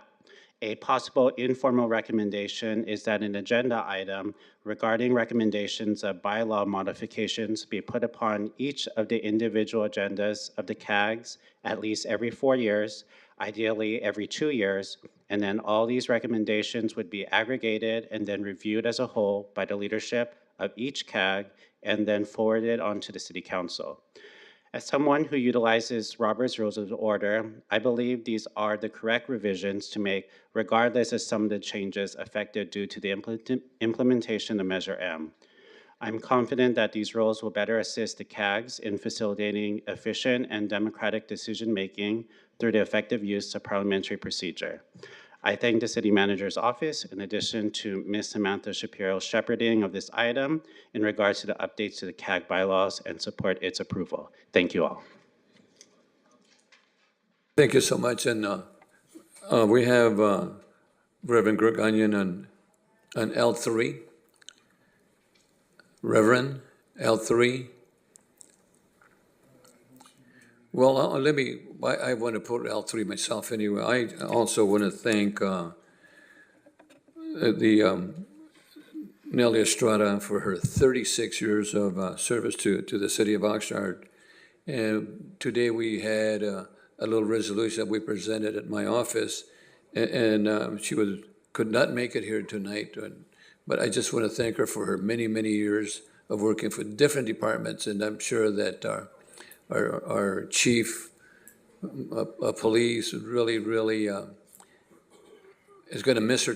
Chief, you want to say 2 words on this item? I think that Nellie really deserves the recommendation, accommodation, and congratulations from all of us and you, sir. Thank you, Mayor and Council. In brief, Nellie's a very modest person, but it's very rare that I can stand here, or any of us can stand here and recognize a person that has put in 36 years of service with our city, and in multiple departments, almost 12 years in fire. Started off she worked in the housing department, the planning department, public works, fire department, now and finally the police department for the past 8 years. We will miss her. She's been a model employee, and we just really wish her the very best in her next chapter, and appreciate you taking the time today, because you won't be here next week. That's right. Providing her with that resolution in the nice video. And one of the things that in the resolution that she did was playing ball, because back in the 90s we had budget problems, and she took a cut and didn't mind it, then went back and got a promotion. And it's really that type of employee is the type of employee that we need, So thank you, Chief. And again, I want to thank Nellie Estrada for her 36 years of service. Reverend. Yeah, sorry. I L3? Yeah, I just stepped out. But I just wanted to thank Nellie as a community member, because we've worked with her on the Chiefs Advisory Board, but also in other clergy council work and just different things. And she was just always, Chief Benitez used the word pleasant, courteous.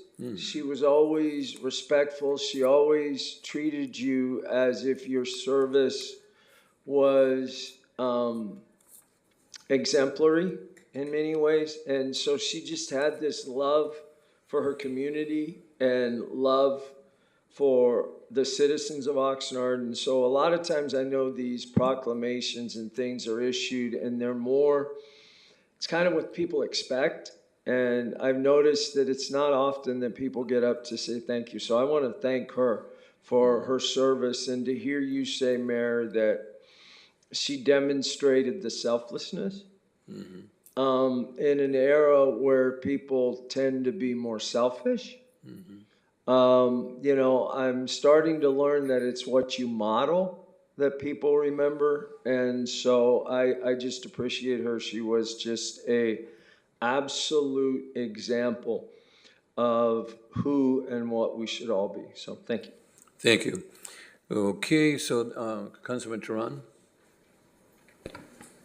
Thank you, Mayor. I just have a quick thing, L1 for the minutes and L3 for Ms. Estrada. So L1, we did have a written comment come from the chair of the Planning Commission, Mr. Arguello, who just spoke. There was a request to have the minutes for agenda item M2 from the November 21st meeting reflect that he was available to answer questions as chair. And I think that that's appropriate to have that reflected because he, as chair of the committee that worked on the bylaws, was there to respond to their recommendations. I just think it's, as a commissioner and as chair and him taking the time to be there that evening as well as this evening, should be reflected in those minutes if I can request that change. Councilmember Turan, yes, I'll go ahead and update the minutes. Thank you very much, Dee. And then for item L3, I don't know what else can be said beyond just my own personal appreciation to Nelly Estrada for her years of service, decades of service to the residents of Oxnard in numerous capacities. My work with her has been in her current role, and as was stated, she's courteous, she's professional, she's just a delightful person to interact with. And anyone who's willing to dedicate over 3 decades of their life to their community, really that speaks a lot to them as an individual and their character, and she certainly walks that walk as well. And, you know, I know I'm going to butcher the saying, and it's, you know, sometimes folks aren't going to remember always what you said, but they'll certainly remember the way that you made them feel. And I think a lot of folks can say that about Nelly. So those are my comments. Thank you, Mayor. Thank you, council members. We have items 1 through 12. What's the pleasure of the council? I will move to accept the items with the correction or the change to the minutes. Change for the minutes. Okay, moved by Turan, second by Mayor Pro Tem. Please vote.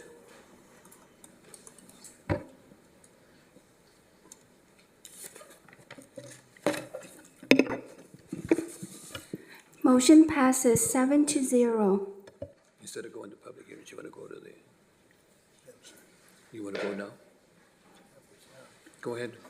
One of the council members, we have a request by Mayor Pro Tem that that I know we have some public hearings that we take up N6 on the report. That's correct. Because we have quite a few. I believe we have members of the community here to speak on We have- N6. If you are, can you hold your hand up for just a moment? For N6, how many people? N6? Mr. Mayor, with council's approval, I'd like to pull that out, deal with that, then we can go back to the regular. Council members, any concerns or I agree. agree? Okay, we're okay? So, so then we'll take N6. And that would be our Public Works Director, Mr. Michael.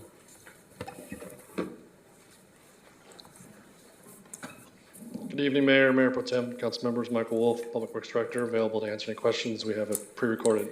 It's a pre-recorded item, and council members, any questions of Michael at this time?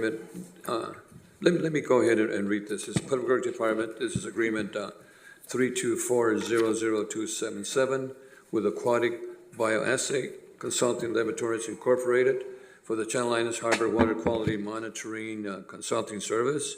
Recommendation of the City Council to approve and authorize the mayor to execute agreement 324-0277 with Aquatic Bioassay Consultants Laboratories Incorporated for the Channel Islands Harbor Water Monitoring and Consulting Services in the amount not to exceed $99,441 for a 7-month term ending June 30, 24.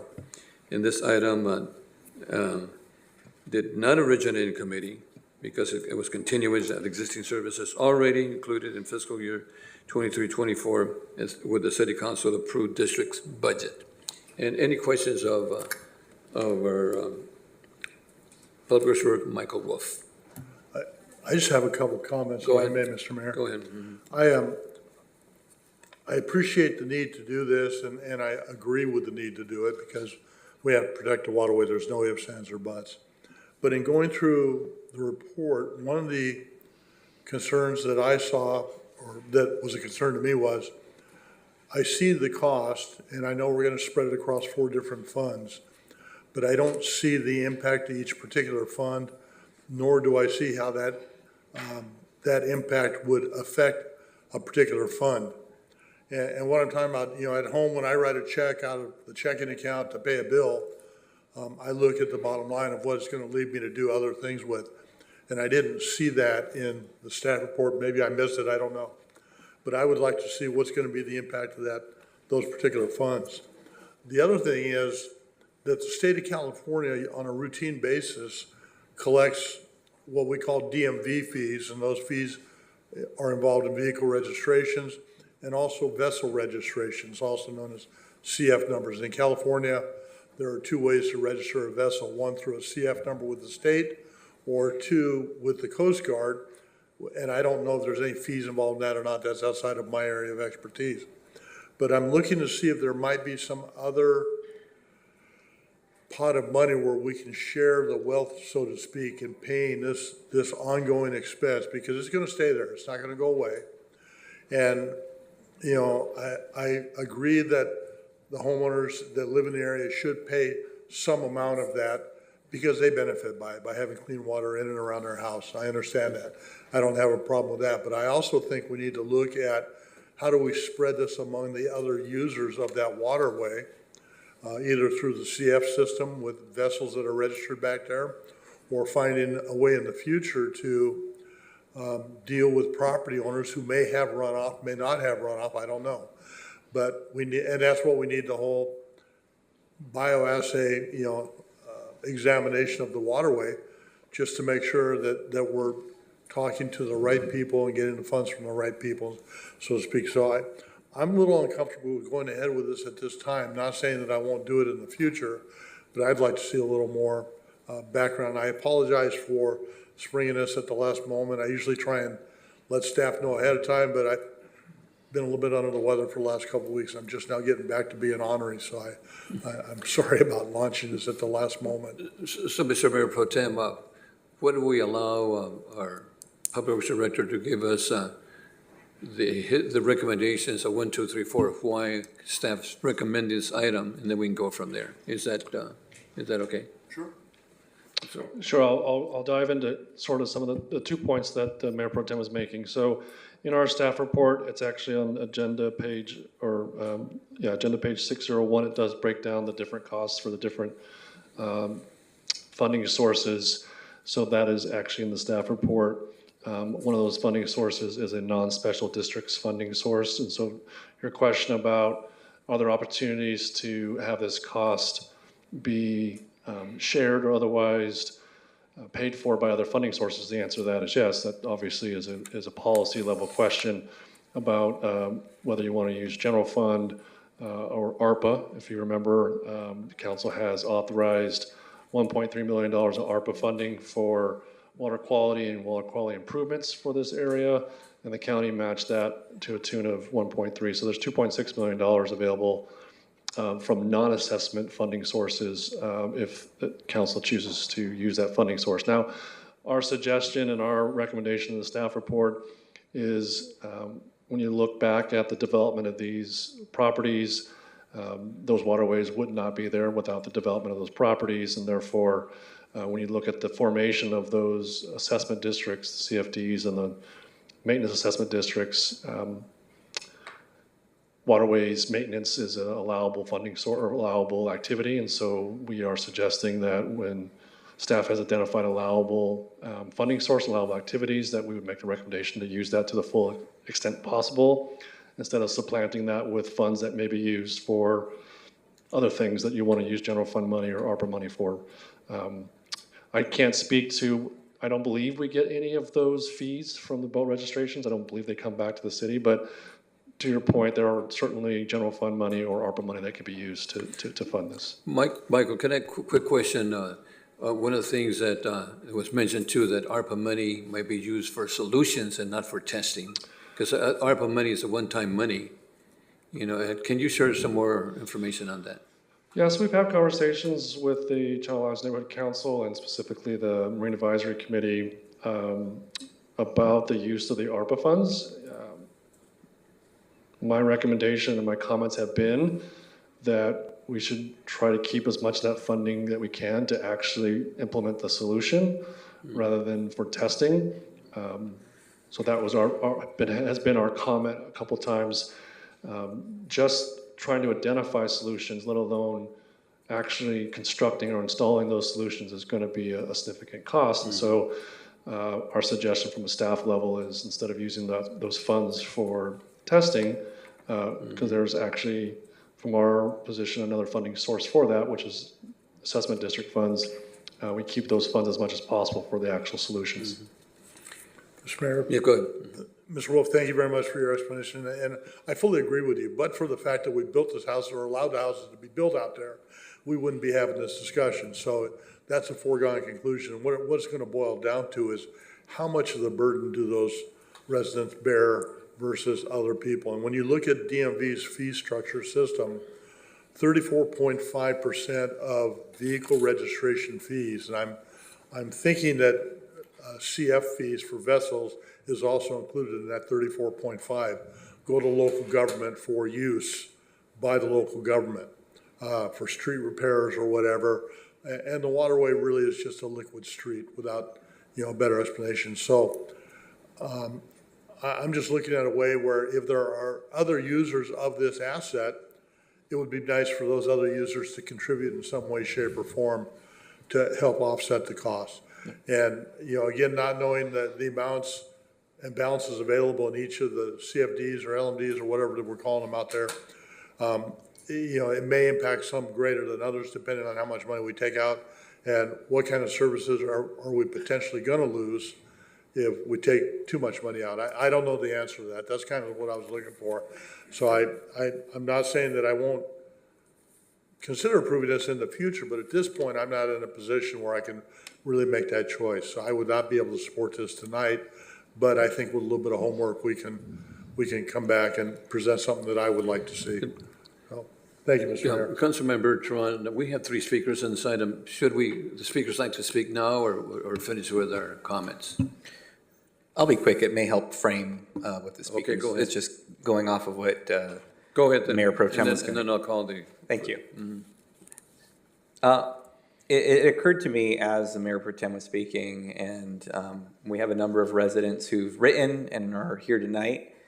I think it's important to note that the Public Works Director came up here and said, there was a Measure M presentation. Let me know if you have any questions. Anyone who's watching this who has no idea or no stake in this, or this is new information for them, is without the proper informed information they can get to hear exactly what it is we're talking about, to hear the side of the residents who have written comments and come here to speak tonight. And because Measure M prohibits the public from seeing a live presentation at the live council meeting, I'm just hoping that the Public Works Director will be willing to give just a couple quick points on the item that's in front of us, and then I have a quick follow-up question to that. That was one of the questions that we posed initially, why the recommendation? Is that basically what you want him to read? Well, can we go even broader and just say what this item is? Sure. Actually, it would be probably best coming from the author of the staff report. So I think Eric Story is sitting here in the audience. I would bring him up and give a few bullet points of what's in the staff report. And then once we have Eric come up, then we'll call the speakers. Go ahead, Eric. Give us a staff's recommendation. Good evening, Mr. Mayor, members of City Council. Thank you for the opportunity to speak. My name is Eric Story. I am your Special Districts Manager. So this item is brought before Council because in 2018, the Mandalay Generating Station, which was a once-through cooling power plant, was closed down by the state of California. That power plant used a once-through cooling system by which it pulled water from the harbor up through the canal to cool the power plant. When that plant ceased operations, that effectively ceased or stopped circulation within the harbor. So at that time, the city took action in conjunction with the Channel Islands Neighborhood Council to create a quality assurance project plan, as well as work with the state to identify what could be done about getting on the 303D list, which is the list of impaired water bodies. So the state required 1 year of testing. In this instance, the Channel Island Neighborhood Council, they volunteered to do that work. At the same time, the city contracted with ABC Labs, as well as another lab, to do the analysis of the testing. So at the request of the SYNC group, testing has continued since that time. And we are bringing this item before you because the agreement has expired, and there is a request to continue testing to get additional data for the 303D list process. Thank you. And that was my follow-up question, was can you explain to us, with this item in front of us for the continued collection of data, what's the intention of that data? What does it gain us to continue to gather this and have not just data from 2019, 2020, but continued on? How does this benefit the waterways or the harbor? Thank you, council member. So the two primary benefits of this process and what we're trying to achieve is, one, it provides the state the additional information to make that determination. And on the other side of that equation is, if the city were to be listed on the 303D list, that would open up funding sources to address the issues at hand, as well as what Mr. Wolf was mentioning, the engineered solutions to addressing the problem. All right, thank you. And would this data also potentially reveal what some of the potential sources, root causes, or issues might be behind the contamination, or what was the phrase you used for the condition of the current water quality? It would provide a lot of different data that would then translate into something that will be a staff will be bringing before the council, the feasibility study, which Michael Wolf, Director Wolf was referencing in terms of the engineered solutions. So yes, this data set that we're collecting will directly tie into what we're doing in the future to address these concerns. Okay, and is it feasible that if we were to find that there is some upstream cause for the water quality in the harbor, is it at all possible that there'd be the ability of the city or the state to bring in that cause, whether it be manufacturing or agriculture or some other source of this water quality? Would we be able to bring them in as part of the solution, or financial stakeholders in this? That's part of the study you were talking about initially. Well, I think it's an interesting question. I don't think the testing will make that happen. It's going to be the will of the staff and the residents that if we identify and can identify the source, because you're talking about more of the source than just testing the harbor, the water in the harbor. And I'm not aware that the state can mandate a funding mechanism. They may be able to do that in terms of being required. If you are the pollutant of a body of water, they would typically list us in the 303D as an impaired body of water, and then we would be eligible for funding. That's the typical process for that. But recognize that potentially some of the sources that have been identified, whether that's fertilizer, nutrients, copper, those kinds of things, they may be coming from runoff or from runoff from the street, whether that be city of Oxnard or city of Port Hueneme, coming out of the county maintained storm drain channels. It could be coming off the agricultural fields that drain into some of the channels. So there could be potentially a lot of different sources that could be identified. But to your question, I'm not sure we're able to answer what the state can do from a mandate of funding. I think that would have to be done through their process. Okay, I appreciate that. And I guess maybe I'm getting a step and a half ahead of myself. I guess my question is, will this data be able to show, put us on that kind of path if we needed it to? So I would say that as Mr. Story has suggested or indicated, that data is collected in the harbor. We don't do a source control or point control testing yet. And I say yet because I think that's part of that RFP process and potentially the engineered solutions. We need to potentially do some more testing to start work our way up the flow chart, if you will, to figure out where that source control is actually coming from and be able to identify the source, and then that actually helps us put together the actual solution. So the testing that's being done now is mostly in the harbor and the channel, the Edison Canal. It's not necessarily going back up that flow, if you will, to say, hey, the source is from this property or from this storm drain inlet that's inside, Ventura Boulevard, something like that. Okay, thank you very much. And I'll just say that I'm not a chemical engineer. I'm not a expert on bodies of water.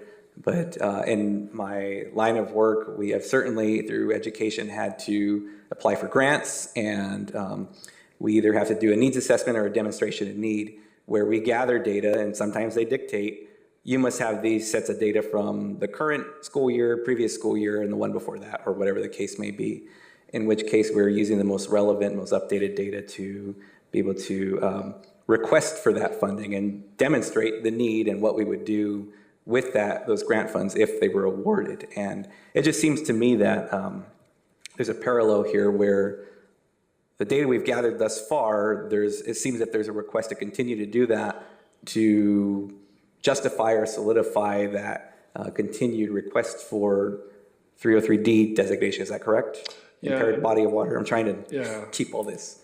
So as Mr. Story mentioned, and we wholeheartedly agree with the Marine Advisory Committee and the Neighborhood Council there, the continuation of testing, even though the 1 year quote unquote mandatory or 1 year required testing has been done, we think that the continuation of this testing is a good idea and should be continued, which is why we're bringing forward the agreement. It's a question rather now of funding, how to fund that. So there's not any pause on our side from a staff perspective that the testing should be continued. We think it will provide some great data, continuation of that data, and maybe be able to help with that listing with the state, and even give us some real-time information about the harbor. As you probably know, the environment can change very quickly in the harbor, and so as we continue to test, we're able to have that information available. So I think it's very important for us to continue to test. All right, thank you very much. And I'll just say, Mayor, that I appreciate Mr. Wolf, answering my questions, and Mr. Story as well, because in the absence of a live presentation and being able to have that information for the general public, as well as the folks here in person tonight and watching on Zoom and on TV, I think it's important we have that foundational info, because now the policy discussion, I think, is going to lead to what our residents would like to make, and they're making important points. So those are my questions and comments. Thank you, Mayor. Very important. Mayor Pro Tem, followed by the city manager. Thank you, Mr. Mayor. I'm going to borrow one of your phrases, being close to 100 years old and being around the city for a long time, Since around 1974. Sometimes institutional knowledge is a good thing. Sometimes it's a little vexing if you don't recall it correctly. But if I remember close to accurately, when we allowed not River Park, that's the other place up there, Seabridge to go in, that underneath one of the bridges, the infrastructure was put in for recirculating pumps, that in the event that if ever there was a cessation of the Edison Canal or the water flow through there, that we would be able to replicate water flow, hopefully to keep water pure and clean. And I know that there have been discussions about putting pumps in there. Apparently the piping system's in, they just didn't have the pumps. And so I think part of the crucial information I would also look for is, where are we at in getting those pumps in and operational? They may be in and operational, I don't know at this point, but that would be another step in this process of, if we had a potential fix, have we followed up on it and put it in? And I don't expect an answer tonight, because poor Mr. Story's only been here for a short amount of time. He's probably going, oh boy, this new information for me. But but this is just another element I would ask for. Another option. So, thank you, Mr. Mayor. Mr. City Manager. Thank you. I just want to add a little context. You want to add some more? Eric, come on up. Go ahead. Come on up, Eric. Go ahead. Thank you, Mayor Pro Tem. So yes, you're correct. The developer, as part of a conditional development of the Seabridge community, was required to deposit $250,000 into a developer fund. Some of that funding was used previously for aerators that were installed after the Mandalay Generating Station closed in 2018. But last I checked, there is significant funding in there. We will evaluate that as an option, and I'll bring that back to Director Wolf. Okay, thank you very much. Thank you, Eric. Mr. City Manager? Yes, a little context. So there were multiple requests to pull this item off the agenda, and I didn't want to do that because I believe the council needs to have this policy discussion. So there's a lot of history here, and there's a lot of complexity with regard to the science of figuring out what's happening, as well as establishing the evidence, and then, of course, going forward, how are we going to be able to hold all the responsible parties responsible? It's clear to me there are other parties that are never in this room that bear responsibility, but up till now, they pretty much deny their responsibility. And with regard to one of the major causes, not the only, but one of the major ones is, unfortunately, they're in compliance with their current permit for discharge. And there's also a fundamental question about, is it source control, or is it, what is it called, Mr. Wolf, perimeter control, or what is that phrase? So the phrases that we typically use is point source or source control, but then there's remediation methodologies and treatment. But beyond their fence line or something, what is that? There's a phrase for that. I don't recall, sorry. Yeah. Anyway, so there's a lot to work out. What we have, the difference at this point is just in principle, the difference of the neighbors, I think, and from what I've discussed and reread recently, believe that that the waterways are purely a public benefit. And we believe that it's both. It's not just a public benefit, but it's also a primary benefit to the homeowners there. So there's disagreement about whether there should be any share in these costs, and from our perspective, there should be some share. So perhaps there's also disagreement about the breakdown of the share. And that's why this had to be a council discussion, because I can only make the recommendations. I'm not authorized to make a decision on should there be share or what that share should be. So what you have before you is our recommendation, which they disagree with, which I respect, and they're going to speak. They've written to you, and some of them will speak to you tonight. But I just want to give some context to why we're having this discussion for this particular contract renewal.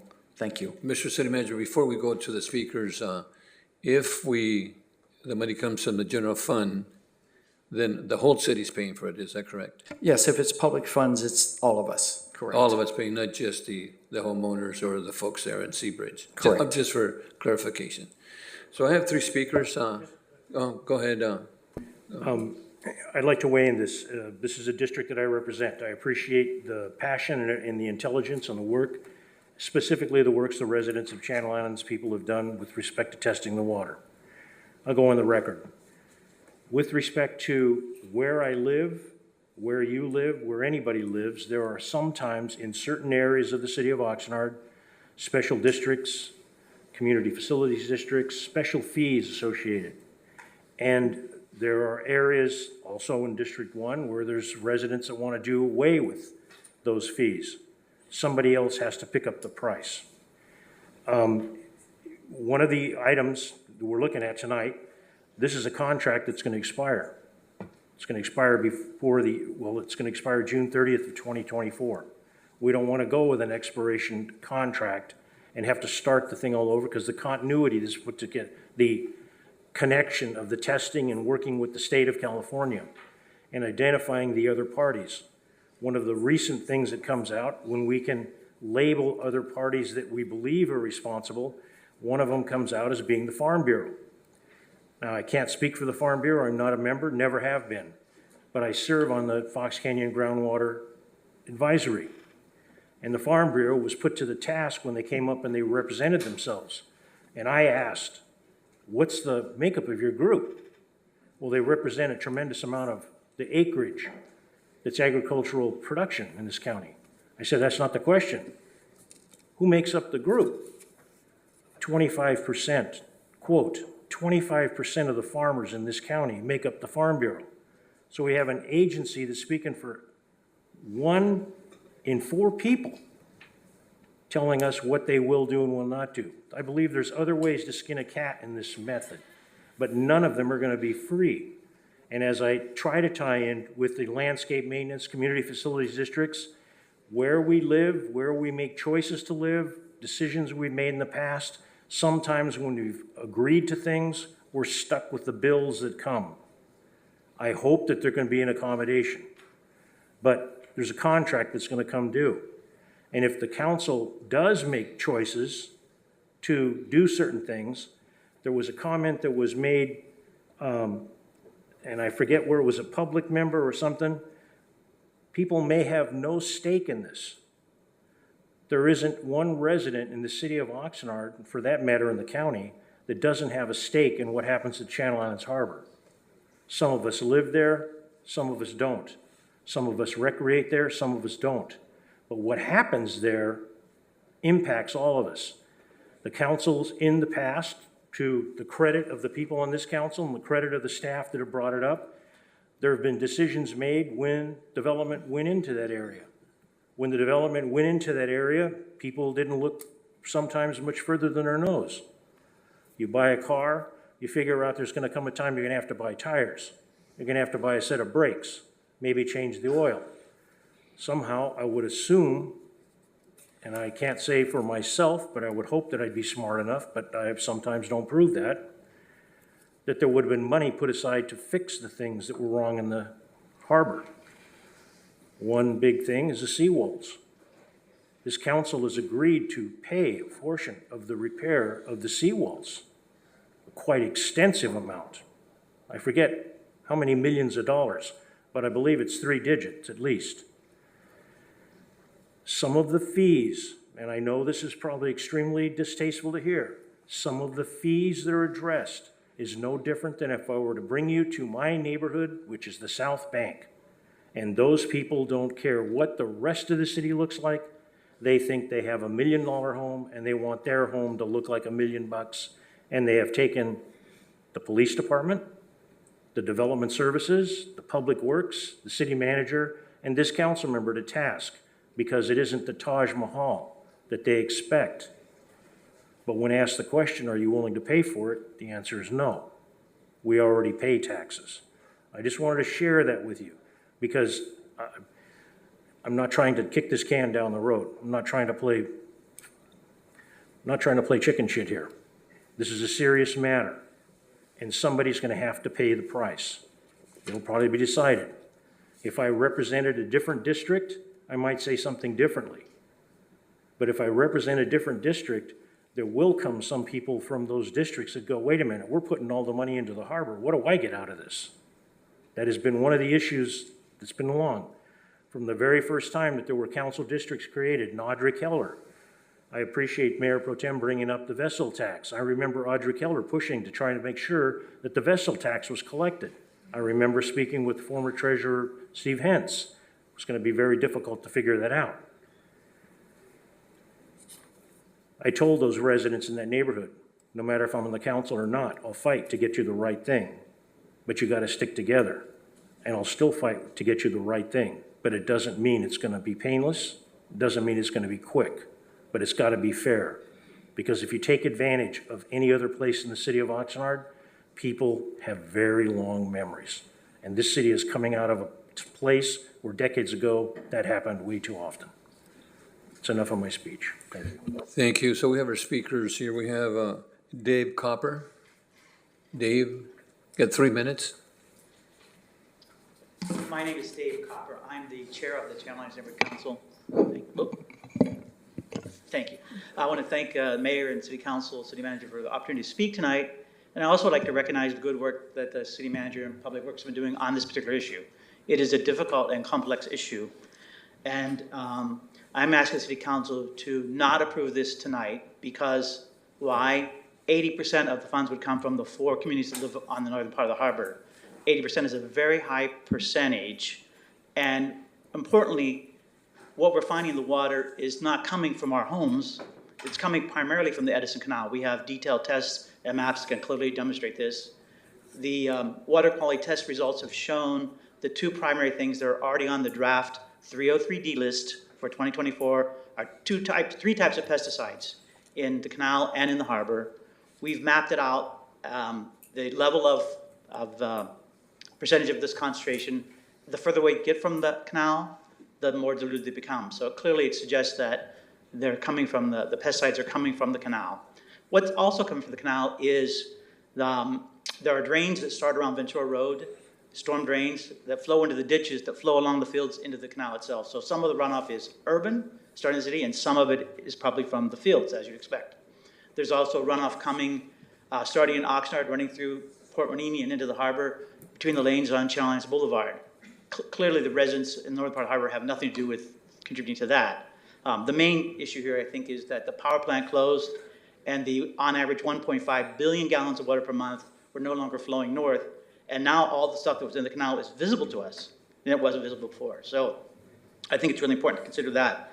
The concern about stopping the testing is not a concern in our minds because we lost a year of testing when there were no funds. So we've already had a gap of 1 year once before. So a gap of a couple months is not going to make any difference as far as I'm concerned. And on top of that, we already have enough data to get on the draft 303D list. So the mission was kind of accomplished in that regard. I think I have a lot more information. I don't think I could present it in another 45 seconds. My ask of the council would be not approve it and to give us time to come back and show you what we're finding so you can see specifically what we're learning about the harbor and be a little more educated on this. Thank you for your time. Thank you, thank you. Our next speaker is Robert Schettennever. Robert.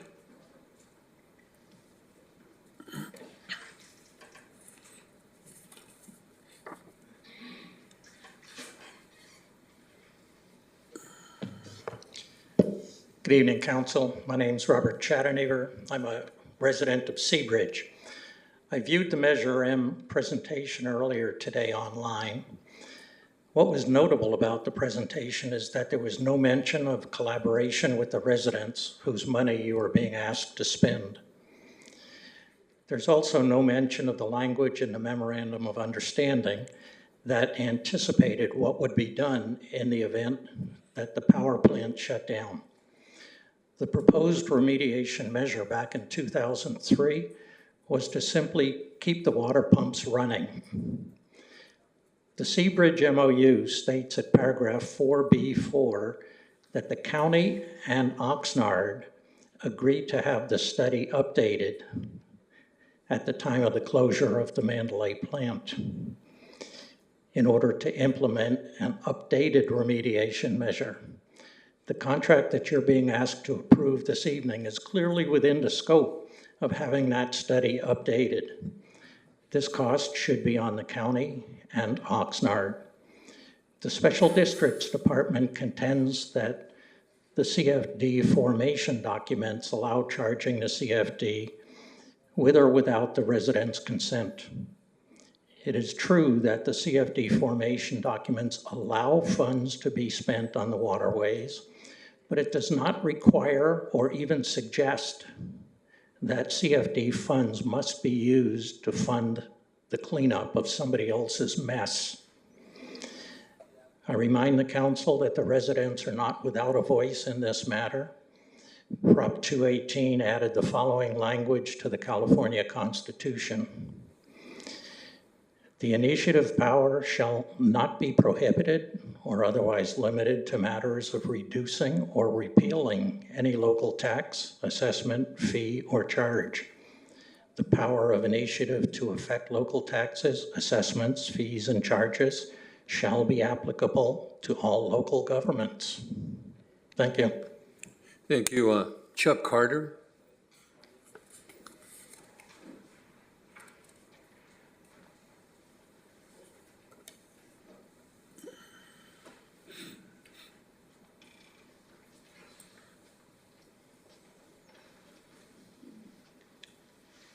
Good evening, Mayor Zaragoza and the City Council. My name is Chuck Carter. I'm a resident of Mandalay Bay and a member of the Marine Advisory Committee. We are asking you to vote no on this proposal tonight so we can have some more time to show you what the testing we've done for the last 20 monthly testing since 2021. The first 12 months were paid by the state water board. The next 12 months in 2023, January 23 through December, has been paid by ARPA funds.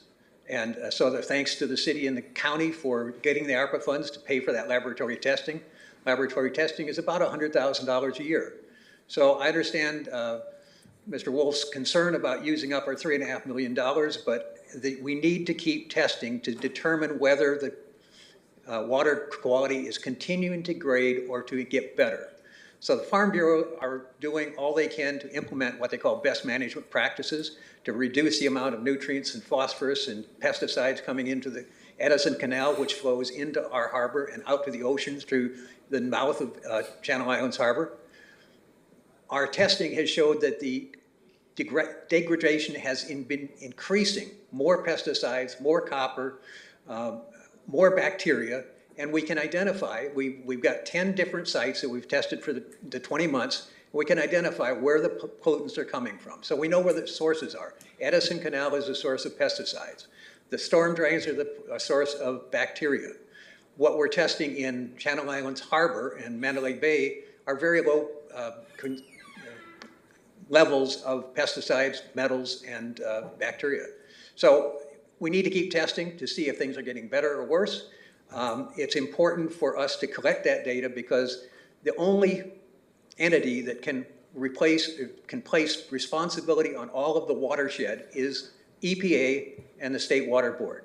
We have to collect that data. They want scientific data. They don't want anecdotal data. Scientific data, and then they go into a process of creating what they call TMDLs, total maximum daily loads. They put restrictions on what the farmers can put in the water, what the storm drains can put in the water, and that's going to take 10 years to happen. We can't stop testing and just lose it. But that's the long-range plan. The other plan is use some other funding sources. So ideally, everybody that pumps water into our harbor should be paying their fair share of cleaning. That includes the residents. We don't mind paying our 5%. We don't want to pay 80%. And that's the whole reason we're asking you to not vote for this item tonight. Give us a chance to come back and make a presentation to you that shows what we've seen before. And then you can make a decision about where the funding should be coming from. Thank you. Thank you.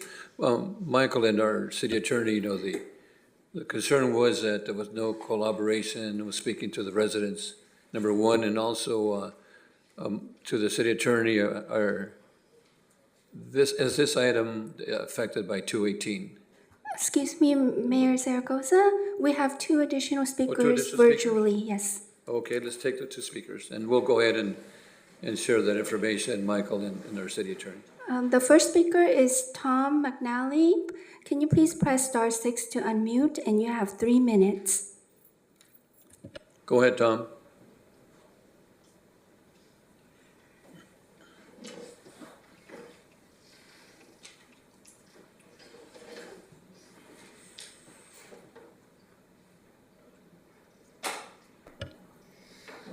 Is Tom available, Madam Clerk? Tom, can you please unmute and you can start talking?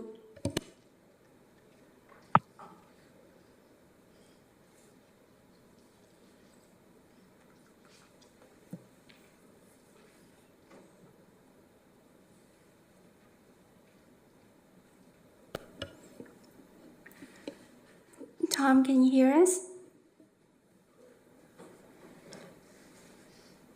Is he muted? He's unmuted, but somehow he's not talking. Can we go to the second speaker, then come back to Tom? Okay.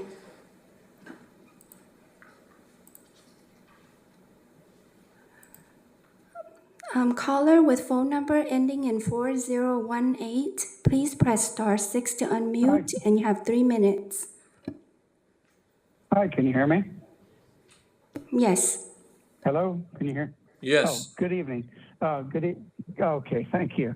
Good evening, Mayor Pro Tem, City Council, staff, and the public. My name is Doug Partello. I'm a 38-year resident of Oxnard. I don't live in the Water District, but the harbor does concern me as a longtime resident of Oxnard. And just like the other gentleman spoke, I enjoy the harbor. I enjoy living in Oxnard. I enjoy all the amenities and the roads and the park that I live in and all those things. And I'm willing to pay my fair share to maintain our city. And that includes the waterways of Oxnard. But this mess started when the electric plant was shut down. It was an ill-fated decision. It wasn't well thought out. And the bacterial bloom and what happened was not because of the residents or anything they did. Now, they stepped up. The residents stepped up.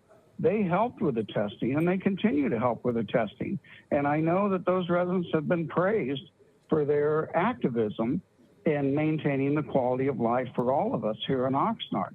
But now the city wants to go ahead and charge 80% of this contract to the water districts. That's outrageous. It's absolutely outrageous. Now, once again, this has been brought forward without good communication, without good information, and I really sincerely hope that you finally listen to the residents and at least table this item until proper information can be disseminated and shared, and the viewpoint of the residents who are going to pay the lion's share of this contract be heard out. So I really hope and pray that for once, the leadership of Oxnard will listen to the residents and not end up in court again, being forced to go to court, because there's a lot of players here, you know, and all those things have been mentioned. Those factors have been mentioned. So everybody's got to pay their fair share.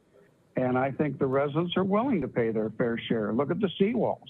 An agreement was made. They have a personal benefit from the seawall, those homeowners, and they're willing to pay their fair share. But 80% on the 4 water districts, that's somewhere very far from fair.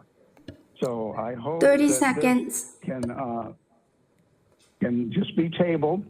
Vote no on it now, just to table it and have another agenda item when everybody can be well informed and you all can make well informed decisions for the residents of Oxnard. And I thank you for your time.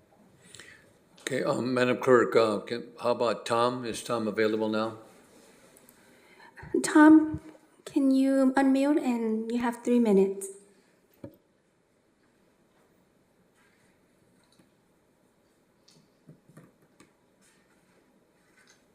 Can you hear me? Yes. Oh, good. Thank you. I couldn't get to before because, well, anyway, I'll be very brief. Speakers before have outlined a lot of the material that we've been working on. Oh, by the way, I should introduce myself. My name is Tom McAnally. I'm a Seabridge resident. I'm vice chair of the Channel Islands Neighborhood Council and also the lead on the Marine Advisory Council of SYNC. This is all about the apportionment of cost. We're all on the same page as far as continuing testing. I pushed it myself personally. We have to establish and maintain a baseline of where the water quality is so that as we go through the process of determining remediation, that we can see if we're making a difference. And it has to be periodic, regular, scientific. You get the drift. So really, we were owed and promised a position paper on the various ways the cost could be apportioned. And yet the ABC contract was presented for, and you've seen the presentation, at least I have, made by Eric, that used a formula that we had disagreed with vociferously. And yet it was presented as, approve this. Also, the price of the testing went up dramatically without explanation. So yes, my request is that we meet with the powers that be back in public works and city management, and we figure out a way to come back to the council with a costing solution set. Thank you. Thank you. Madam Clerk, any other speakers, either virtually or here? Mayor Zaragoza, there's no additional speakers virtually or in person for this item. Michael, any additional comments from the speakers? Well, you had asked about. Back up, I'm sorry, I talked about collaboration. Was there any collaboration, number one? And also to the city attorney about Prop 218, is that?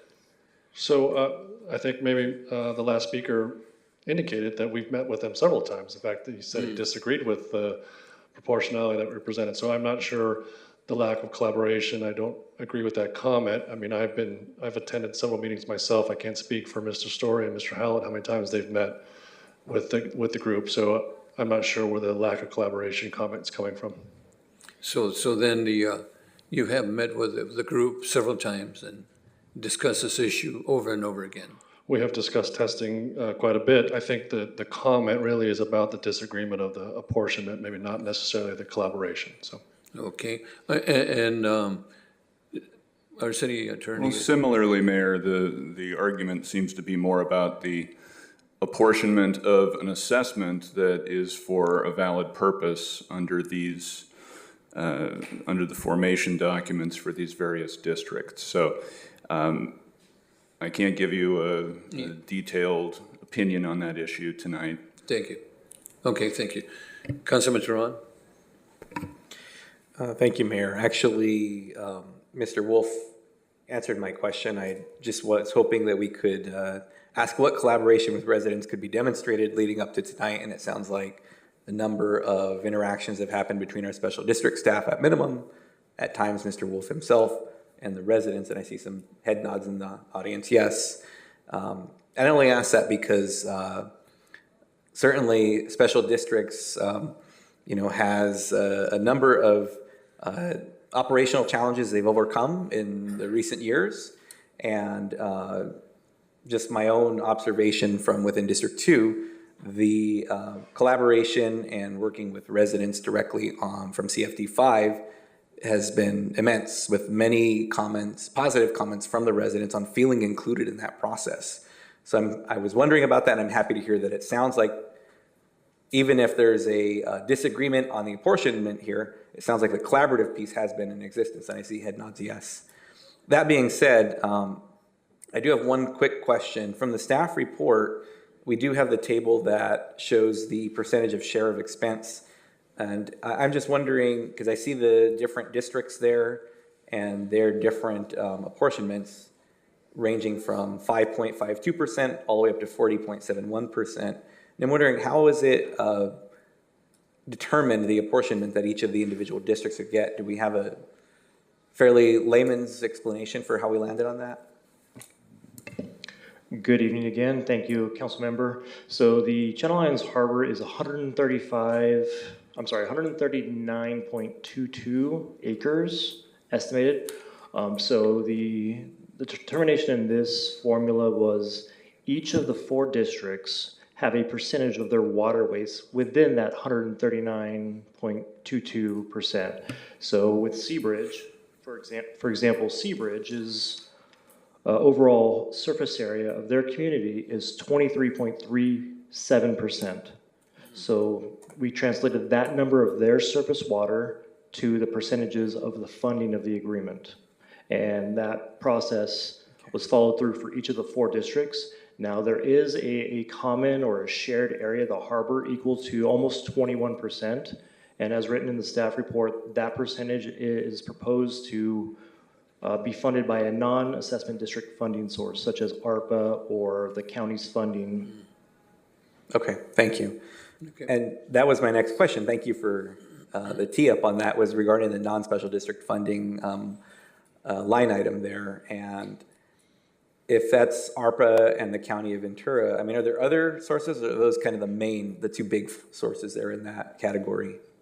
Those are the 2 currently approved funding sources via council. Now, at the same time, I believe there was a question earlier about other efforts in terms of funding.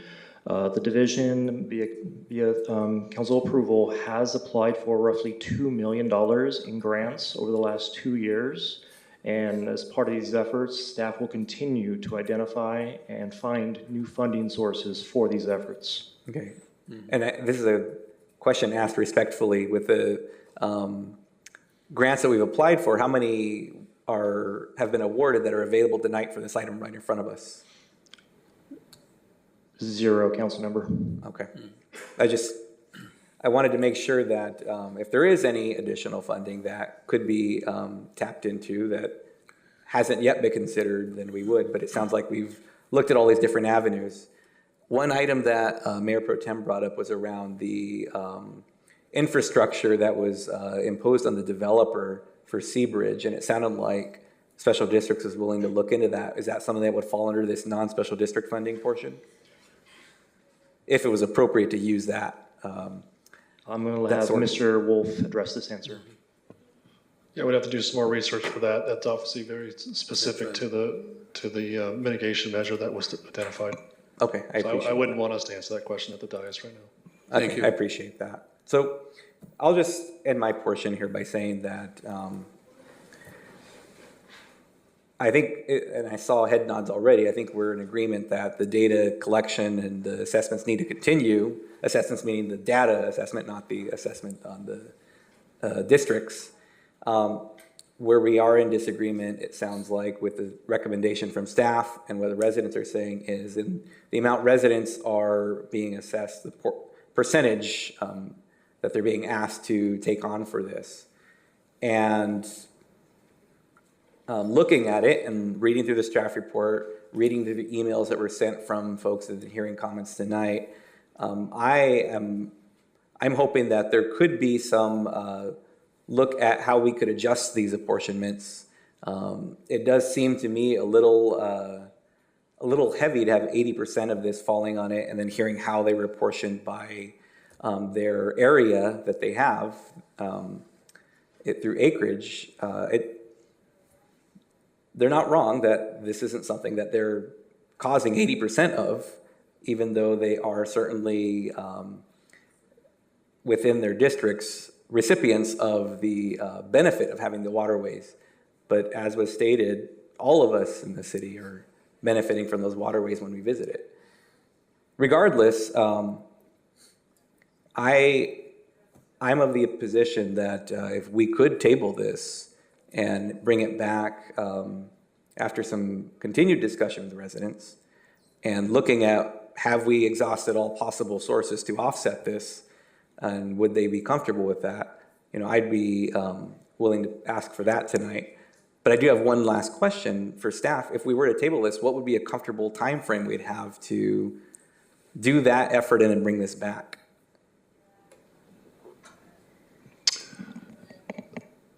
It's going to take us, well, just from our process, it's actually, we're already inserting council agenda items for the end of January. So the earliest, even if we started on the staff report tomorrow, would be February. With that, we're going to need some opportunities to sit down with the neighborhood, if that's the direction from council, sit down again with the neighborhood. That will take some time to schedule. And I think the request from the citizens was to give a presentation, so I'm not sure where that falls in this timeline if council will be asking for that. So I would say it's a couple months for us to do all those things and bring back a staff report. Okay, and with the recommendation tonight being to move forward with this so that we can continue this contract with the vendor here, can we afford to go another couple months in having this assessed, talking with residents, looking what other options we have? So as mentioned before, the testing for the state has already been done. So this is voluntary, if you will, in terms of testing requirements or testing. So there's no time frame from that standpoint. One of the comments that came up was about the cost. And as everybody knows, if we go back out and ask for more cost as time goes on, inflation and those kinds of things are affected. So the more we wait, potentially the more it costs. Okay. Thank you. Thank you. So Michael, just to go back, the initial question I asked, that ARPA money that we have and some of the dollars that we have, is for the solution of the concern and not the testing. Is that correct? Because and also the other question is, if we met with the residents several times, where funding is going to come from? Do it have to come from the general fund, or we talked about grants? We haven't got any grants, so the funding, of course, is the issue right now. So to your first comment, Mr. Mayor, the council approved ARPA money, 1.3 million, and the county's match of that is put into a project that's water quality related. It's not specific just for the solution. So if there was a desire tonight, this contract could be approved with funding from that funding source 100%, if that's the desire of the council. That funding is available. It sits in a project. It really comes down to. But ARPA money is only one-time money, right? Correct. Now, ARPA is a one-time funding source. So again, it goes back to my comment that the staff recommending that funding be used for the solution rather than testing. But that funding is available right now. It sits in a budget line item that's available to be used. And that ARPA money could be used for potentially retention centers or other solutions that would come up from keeping out the pesticides going into the water there and so forth. Can you share a little bit about that too? Right. So our desire is to use those funds to actually hire a consulting firm to help us identify the potential actual solutions. And so Eric's staff, with the help of our purchasing staff, has sent out an RFP. We've gotten solicitations back. We are in the process of reviewing those proposals. So the idea would be to use some of that $2.6 million to fund that, to put together actual solutions. And then when the solutions are presented and one is identified or multiple ones are identified, to try to use as much of that ARPA and one-time funding for those solutions. So this $90,000 we're looking at, if it's approved tonight, it's a one-year funding. So actually, this is the agreement Or 6 expired. months. Yeah, the agreement expired in 6 months, yeah, November 30th. The idea here is to continue testing until June of next year. So this is actually just a 6-month agreement. You want Councilman Basua? I'm sorry, Mr. Wolf. So you're saying that there's additional funds that we can use that are not general fund money in order to continue the testing through June 30th of 2024? Correct. So we do, again, there's $2.6 million that are authorized by the council to be used for harbor water quality.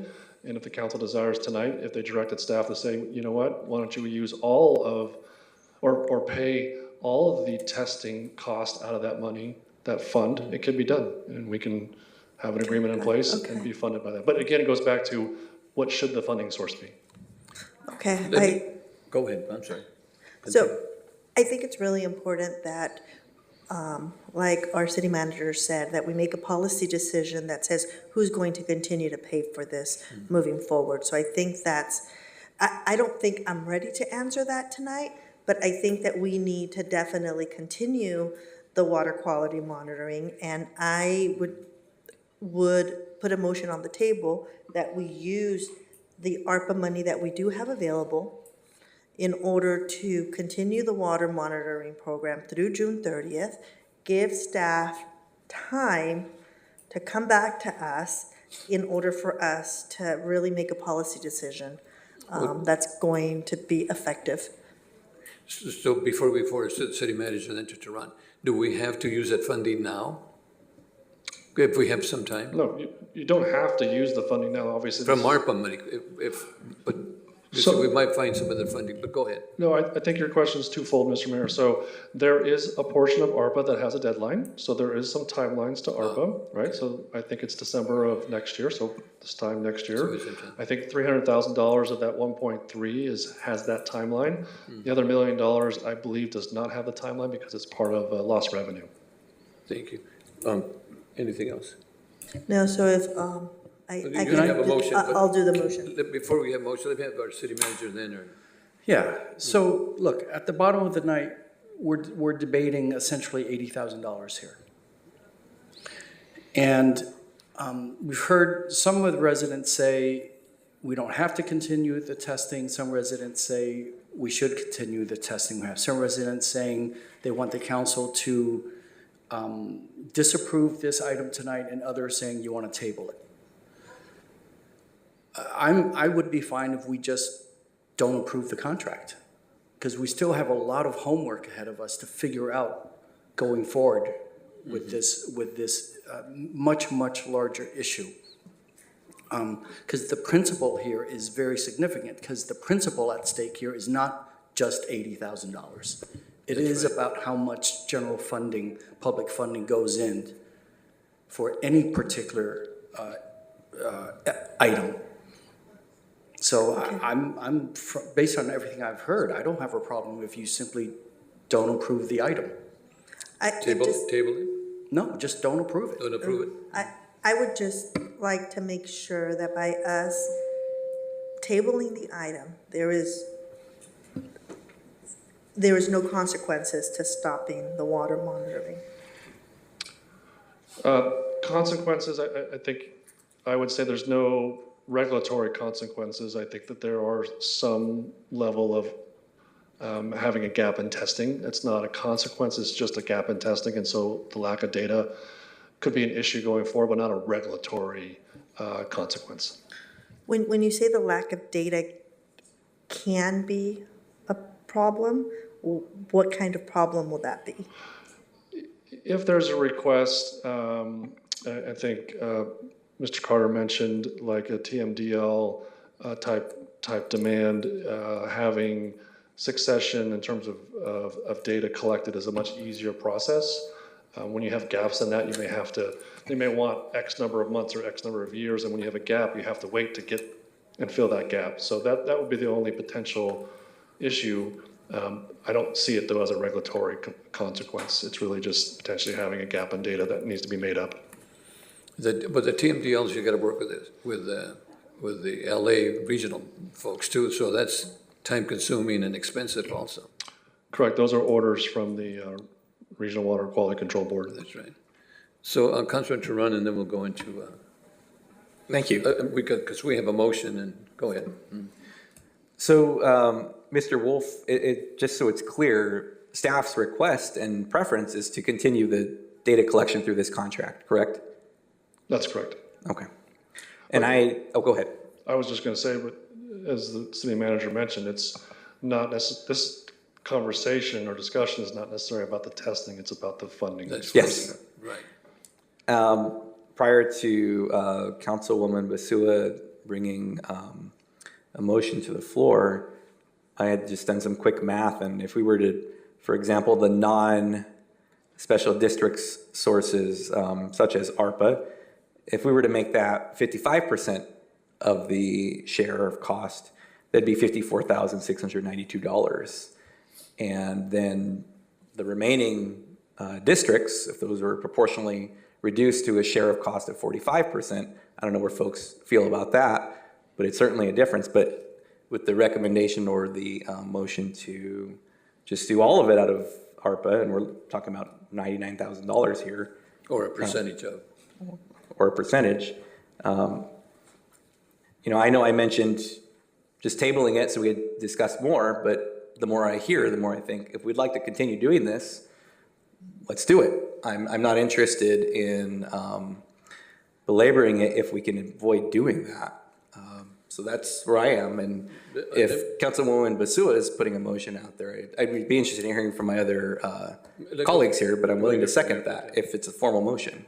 Mayor Pro Tem. Well, I was just going to make a comment, and I think it's kind of in line with Councilwoman Basua, is I'm not really in favor of letting the contract lapse, because I think that might put us into not the best spot. But instead of moving forward with the recommended action of the funding source, let's go ahead and approve the continuation of the contract for this round only, find another funding source, be it ARPA or whatever, move forward with that. And then that gives us time to work with the neighborhoods and get a more equitable sharing among all the parties that are involved. Would that be consistent with your motion, or? You want to reiterate? Michael, go ahead. That would be That would be consistent with my motion. I'm also of the opinion I don't want to not continue the testing. That, my preference would be to continue the testing. Yeah, take. Back. And I would second that motion. Okay, let's repeat the go ahead, Michael. Can I just get some clarification, Yeah. just so we can understand? If I heard the motion correctly, it's a motion to go ahead and approve the contract, but the funding source for this specific 6-month contract is for ARPA, with the request for staff to come back for how do we fund a future contract for this testing? Is that okay? Correct. Can I request, can we use the county's ARPA money first? That was my plan all along. Thank you. We better ask Can you put that into your our motion? supervisor there. I will make the motion that we use the county's money first, if that helps. So we're good on the motion then? Yes. Okay, go ahead and vote.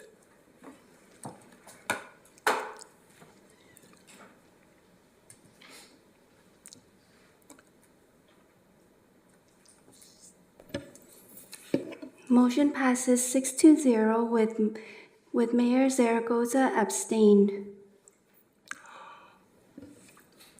I'm just, For all that, you abstain? well, thank you.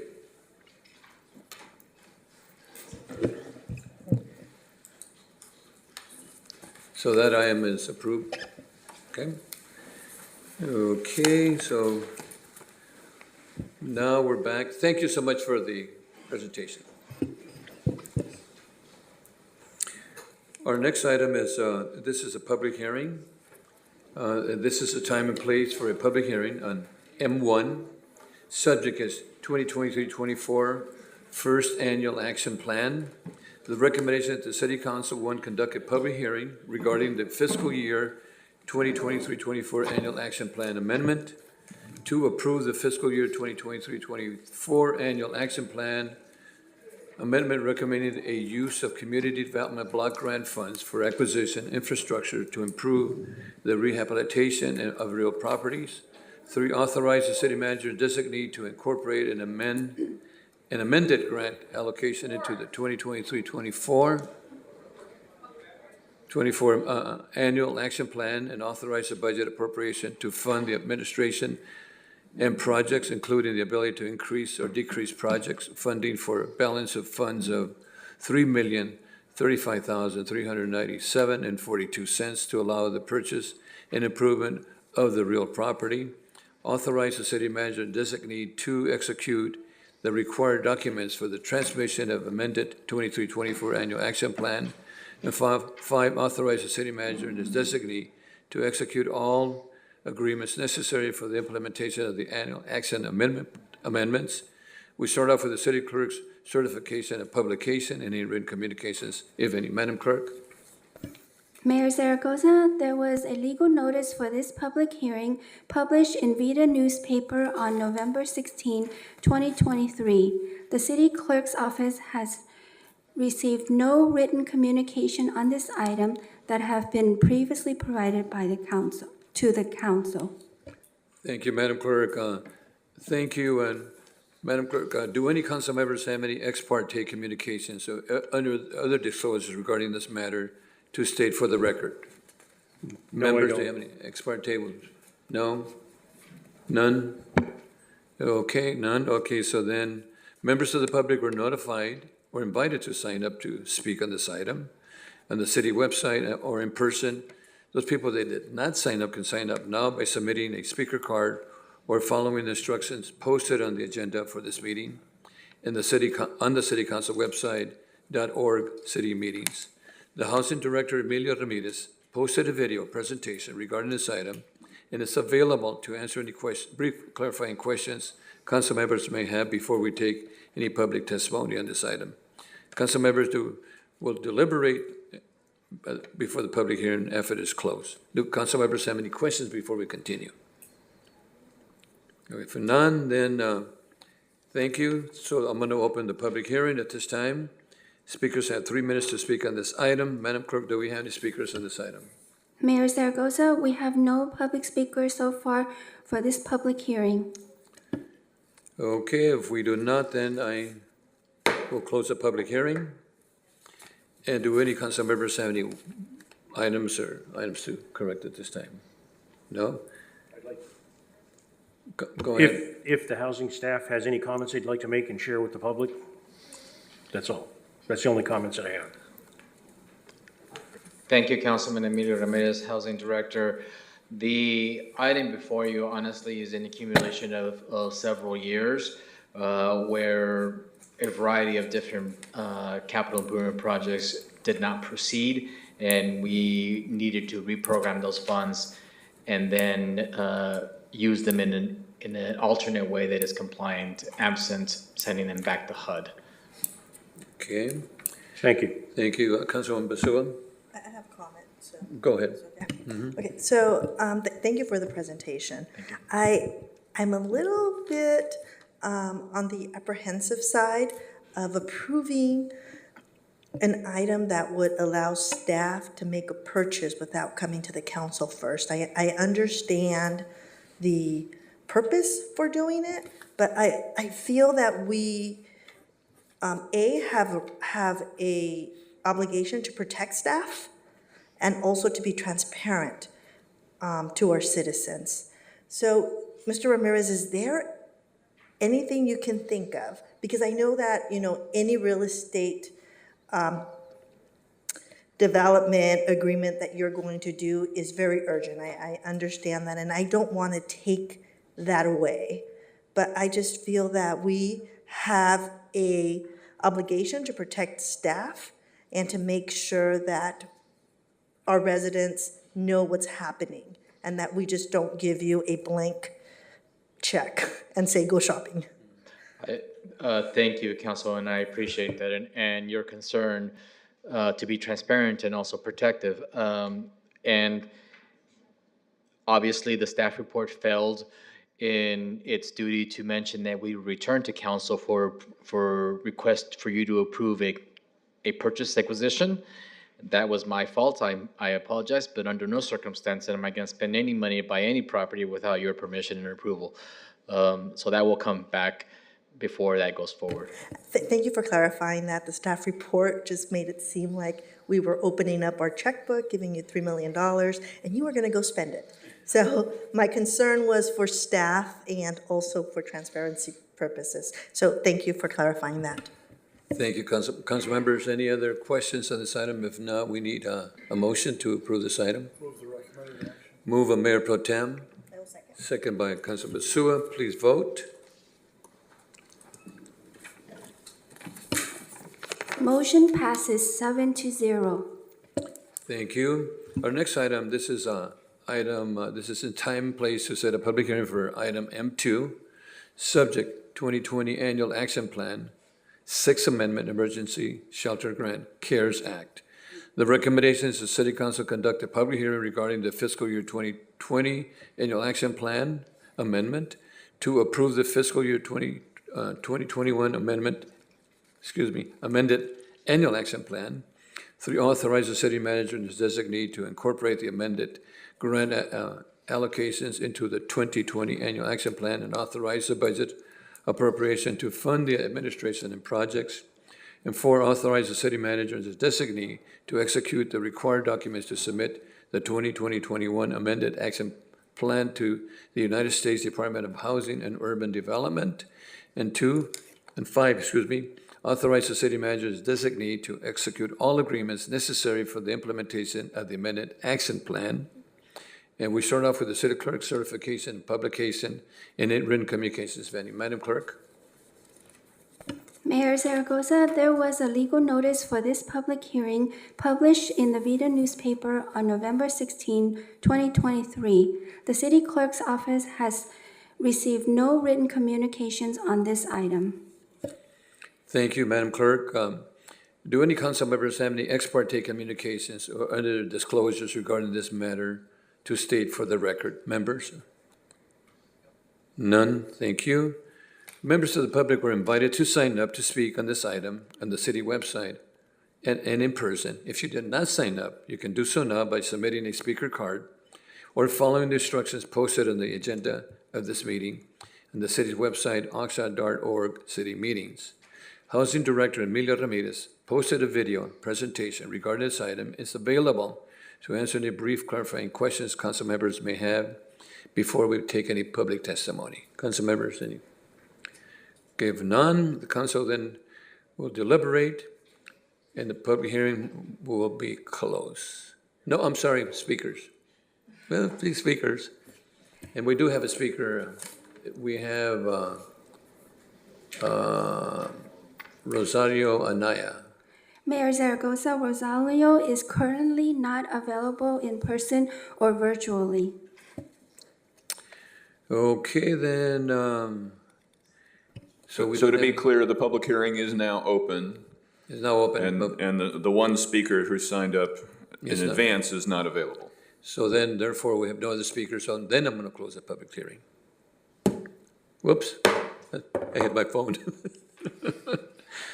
Okay. Getting tired. Okay, let me see, so then,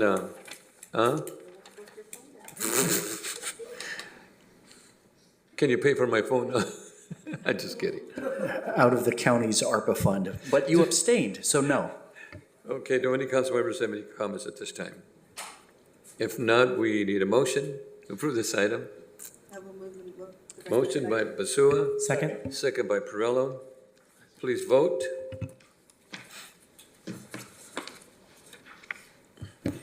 Motion passes 7-0.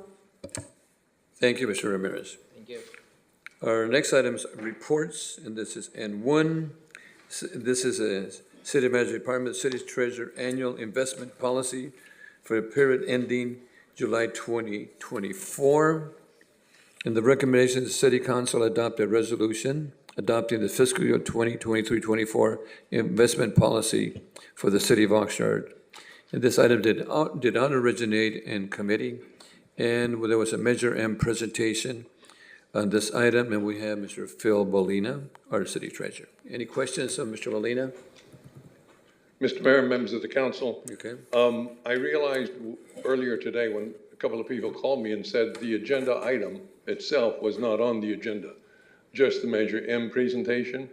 And so I would like to have it considered to be added to the agenda so the public can read it. I heard a presentation, and there was a presentation on this item. Yes, the presentation was there. Okay. But the actual item that you're voting Go on ahead. was not attached to the Go agenda. ahead. So what I'd like to do is just go through some salient Go ahead. matters. It's a policy of the city to invest public funds in a manner that will provide high investment return with the maximum security while meeting the daily cash flow demands under the prudent person rule. Now, the investment policy applies to the city's pooled investment funds, which includes the general fund, special revenue funds, capital project funds, enterprise funds, trust and agency funds, and internal service funds. However, the city attorney has determined that bond proceeds of each issuance are invested by another city staff and not the elected city treasurer. Reports of the investment of bond proceeds are separately issued monthly by the trustee. In addition, the investment process is not a statutory duty of the elected city treasurer. It is an additionally assigned duty assigned by the city council and the city manager. Now, the Prudent Person Act sets the order of priority in investing. First, needs of the beneficiary to be considered, which is the city. Second is the need to preserve the estate or the city's portfolio. Third is the need for income. Now, the prudent investment will not always turn out to be a highly profitable investment. In addition, no one can predict with certainty what will happen with any investment decision. So I'd like to go through quickly the authorized and suitable investments that the state law allows and that you've allowed within this policy.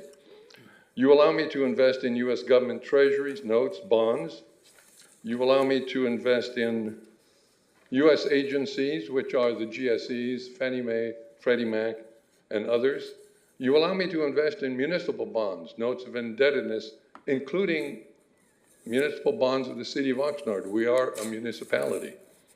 You allow me to invest in bonds, notes, warrants, and other evidence of indebtedness of other local agencies within the state of California. Also, bankers' acceptances, commercial paper, negotiable CDs, and CDs, certificates of deposit, which we are limited to $250,000. Although when we do invest in those CDs, we will invest not more than $245,000 because if there's a problem with it, FDIC will cover. And we want to make sure up to $250,000. And we want to make sure that we get our full $245,000 back, plus whatever interest that we would have earned.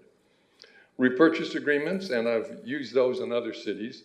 Medium-term notes, mutual funds, local, state, and county agency investment fund, and that's the lay fund that you hear us talking about, and also Ventura County Investment Pool. The state interfund loans are also something we can invest in. But ineligible investments are not described herein, include but are not limited to common stock, financial futures, contracts, options are prohibited from investment.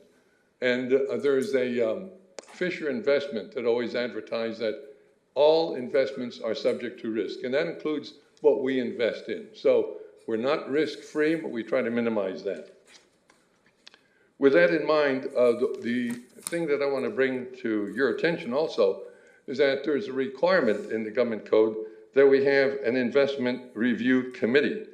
And in our policy, we identify that the investment review committee, the city treasurer, and the mayor shall form the investment committee, whose members may include the mayor, council members, city manager, finance director, etc.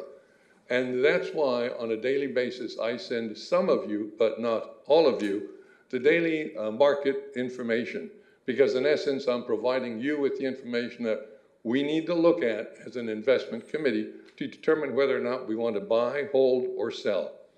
And to that end, I wanted to at least provide that opportunity to you. I sent you something, I think you got on your emails at 7:30, that kind of outlined what I went through now. And if you have any questions, please let me know. Thank you. Any questions or any speakers on this item? Councilman Perella? Yes, I do have a question. I did receive the email at 7:30 this morning, and I noticed that when I received the email, it comes to me blind copy, and it goes to a party named Alicia. And the question you asked me, do I see anything, quote, Tuesday's Market, see anything I should buy? You're seriously asking me if to give you advice on what to buy?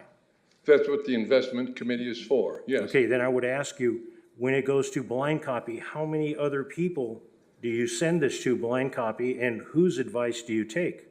It only goes to council members. Okay, you only go to council members, but this email committee indicates it goes to somebody named Alicia. And Alicia is not blind copied. Okay. She's a lady that I asked to be my deputy treasurer, and she's accepted that position. So I keep her informed. Okay, then thank you for the information. Yes, sir. Councilman, And I apologize, but it should have got you 7:30 this evening. Oh, you're talking about the daily market report. 7:24 a.m. AM, yes, I'm sorry, you're correct, sir. Councilman Tehran? Thank you, Mayor. Thank you, Mr. City Treasurer, for the information. I was trying to follow to see if it was a reenactment or not. It seems like it was additional information to Yes, sir, it the was. info that was provided in the Measure M video. By the way, your voice sounds very different in person compared to the Measure M video. So I'll let you decide which version you like more. Well, I appreciate that. I've been trying to, because of these pre-recorded Measure M, a lot of it could be done by AI, especially now. And so I wanted to test to see if AI can do it, and obviously it can. I was hoping someone with a prettier voice would do it, but she chose to use AI. 3 weeks ago, I came down positive for COVID, and I lost my voice in the process, so I couldn't speak. But 2 weeks ago, I tested negative for COVID, so I'm back, and now my voice is back. All right, I'm glad to hear you're back on both fronts. Thank you, sir. And regarding the, well, thank you for the report, first of all, for the period ending July 2024. I might have missed it. You mentioned that the attachments were not included in the agenda. I have the clerk's portal open at each council meeting so I can, bring up attachments if I need to. And I don't know if that's what was referred to, or if it's the larger packet that's sent out. But in this one, all of your attachments are here, and I was going through them one by one to make sure they all work. Well, my apologies.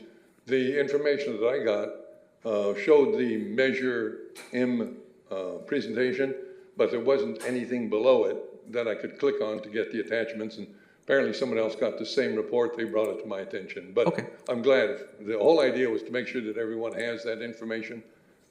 Yeah, that's all of our items tonight are posted here, and I appreciate that coming up. It's a whole other discussion around people accessing all these really important attachments using the city clerk's portal. So I was afraid it was my error because sometimes I don't get the information in early enough to the city clerk, and they do a marvelous job in helping me. So that was not intended to be a slight against the city clerk, but if anything, my own error. I appreciate that. And give yourself some grace. You have to do it 12 days ahead of time and also record an AI video for that. And sometimes the banks don't cooperate. They don't get it to me in time for me to get my report done, to get it into the city clerk. And they've been very kind, and I shouldn't say this, in giving me leeway to get the material in late. So I appreciate it. Okay, well, thank you very much. I appreciate the information. So you're saying that AI made the presentation? Huh? Yeah, AI was the voice that was used in the presentation.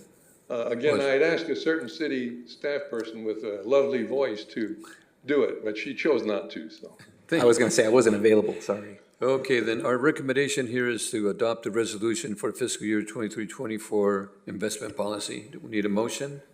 Mayor, before you take a vote on that, I would like to ask that the council include in its motion that Appendix 3 to the investment policy be updated. By the time we got this report, it was the day that the agenda was to be published, so we weren't able to go through it thoroughly, but some of the sections that are quoted in there have been updated, and I don't know if the treasurer wants to change his policy to reflect that one of those issues does in fact give him some more time to provide those periodic reports, the quarterly reports. But you're saying with that motion to include appendix to include the current versions of the cited statutes in Appendix 3. Is that your motion? I would move the issue or move the recommended action with that amendment. With that amendment? And I would, if I may, go ahead. I would have no objection. I'm assuming the city attorney looked at the law, and where the law changed, our intent is to comply with it. So we would have no problems with that. Okay. I'll second that. Please vote.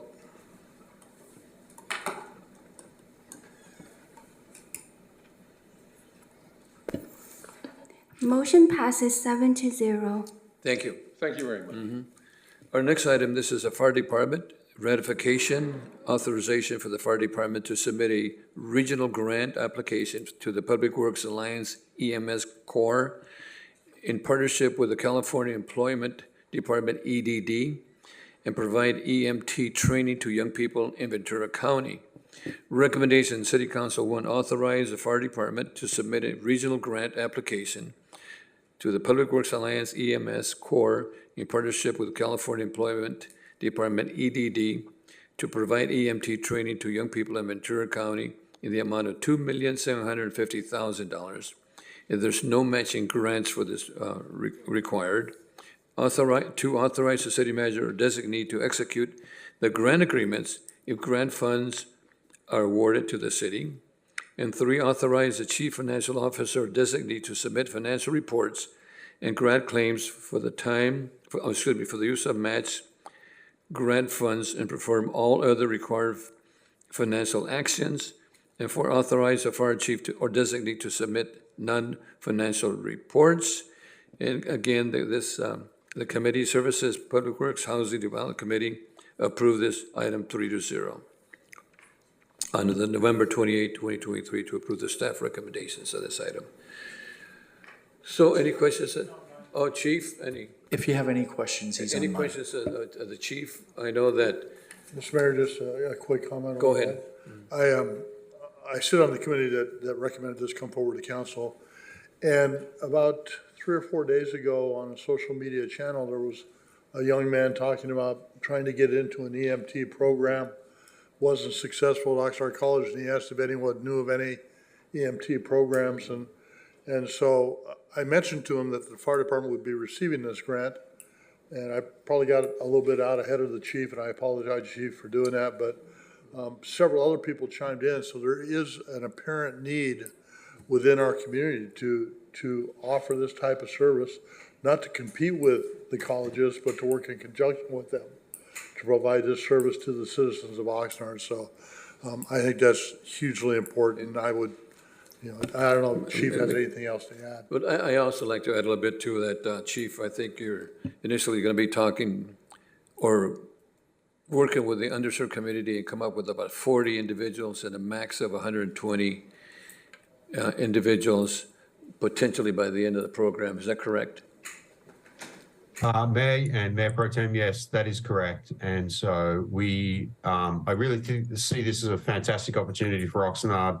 And an opportunity to create a new candidate, a new pool of candidates to become firefighters for the city of Oxnard, rather than going out to the same pool of candidates we've been doing over recent years. And certainly, I was hoping to bring good news tonight, but unfortunately, they haven't made a decision yet. I was hoping that we would have a decision by tonight, but they pushed the decision back until possibly mid-January at this point. And so, Mayor Pro Tem, I appreciate the contacts you've passed on to us, and certainly we'll be reaching out as soon as we hear back from the EDD. And this is great. We could go ahead and work with that, but also it's going to help your diversity program for the fire department, which I think is extremely important. We're going to include a lot of young ladies that might have the opportunity to become firefighters or EMT workers. Absolutely. So, Mayor Bert? Specific residents in District 1 have called out the fire department and wanted me to make sure that I give you thank you for pushing this in the council.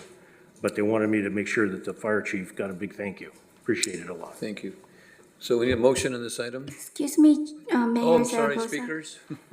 We have no speakers virtually or in person for this item. Thank you, thank you. Motion?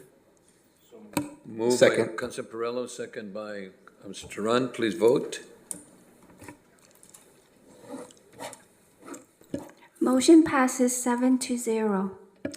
Okay, our next item is item 3, Housing Department. Authorize the housing director to execute a subordinate agreement with People's Self-Help Housing and the California Department of Housing and Community Development for the Cypress Place at Garden City. Phase 1, excuse me.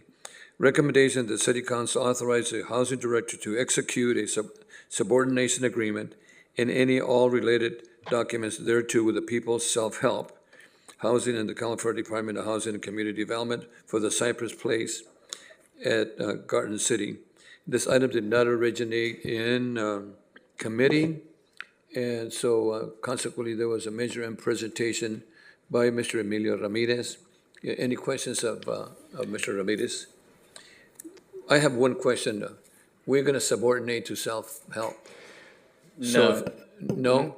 We are subordinating, but not to self-help. So, Who are we subordinating to? so first of all, this is a project that is being managed by the Housing Assistant Director, Albert Ramirez. He wrote the staff report and did the video. He's here.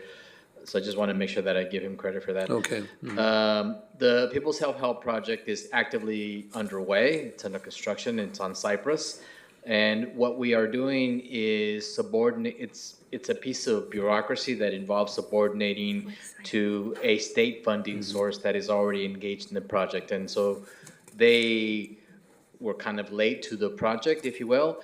And so this is an effort to clean up an item to make sure that the state fund, which is a lot more than, they contributed a lot more than we contributed, is in a higher position than our position per their request. Had we not done this, it would have damaged the project and we would not be able to move forward. So we felt we needed To close it, yeah. Yes. Okay, we have a couple of speakers in this item. We'll start off with Jasmine Severi. Is that correct, Jasmine? Mayor Zaragoza, she went to the car really quick. She'll be right back. Okay, then we'll go with Rosario Anaya. They're together. Oh, they're together. And they went for to get a cup of coffee? I'm sorry. They went to get another speaker. Oh, there she, okay. I just. Anaya, Yes, good evening. good evening. Oh, sorry. We're here to speak about the emergency shelter grant. We wanted to know what's going on with it. Where is it? Because we're actually ones that were residing at Perkins. It got closed down, and so now we're back in the streets. But they had told us that the second week of November they were gonna get this grant and we'd be helped.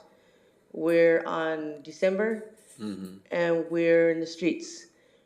We're right there by Perkins still, and every day the police are going, telling us to leave, we're gonna get arrested. We're telling them, we don't wanna be here. We're not trying to cause problems. Where do you want us to go?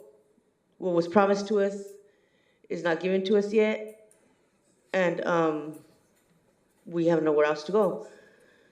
So that's what we are here for. We would like to know where is that, because we're waiting. We're not trying to bother anybody. Then Jasmine has the same question, so we have Mr. Ramirez here that can answer. Jasmine, you want to speak first, and then we'll have, or go ahead, Ramirez. Thank you, Mayor. The public comment at this time is about an item that already has been approved. So Right, it's not right. subject to this That's item. right, that's when. But I will speak to the two constituents right after this item and offer them the information that they're seeking. Jasmine, is that okay with you, Mr. Ramirez? Okay, then.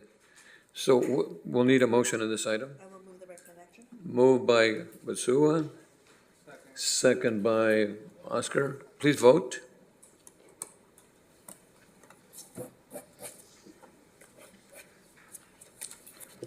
Cam? Motion passes 6-0. Mayor Pro Tem McDonald is absent for the vote. Okay, thank you. Then our next item is, thank you, Ramirez. Our next item is Public Works Department.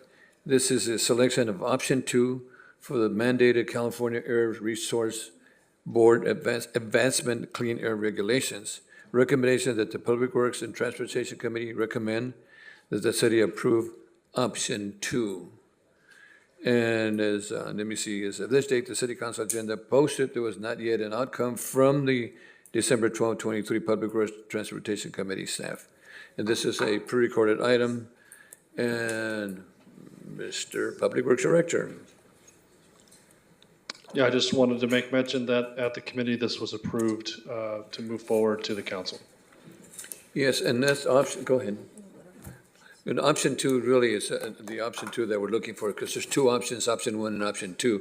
You want to share a little bit about option 1 and why option 2 is more, actually more agreeable or more palatable for us?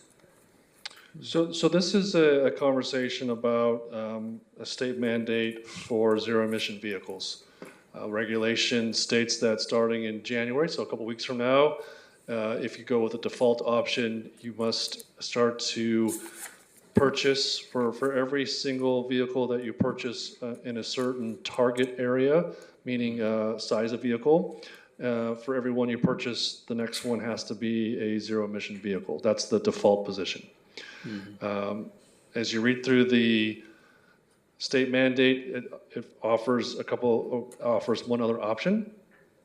And that other option is, instead of starting January 1st of this year, you have a opportunity as a fleet, and it's specific fleets in the cities are one of those that fall in that category, by which you can choose option 2, which elongates that requirement. Now that elongation, though, is based on your total fleet and not necessarily the purchases of your vehicle. So what staff is recommending is that we do choose option 2.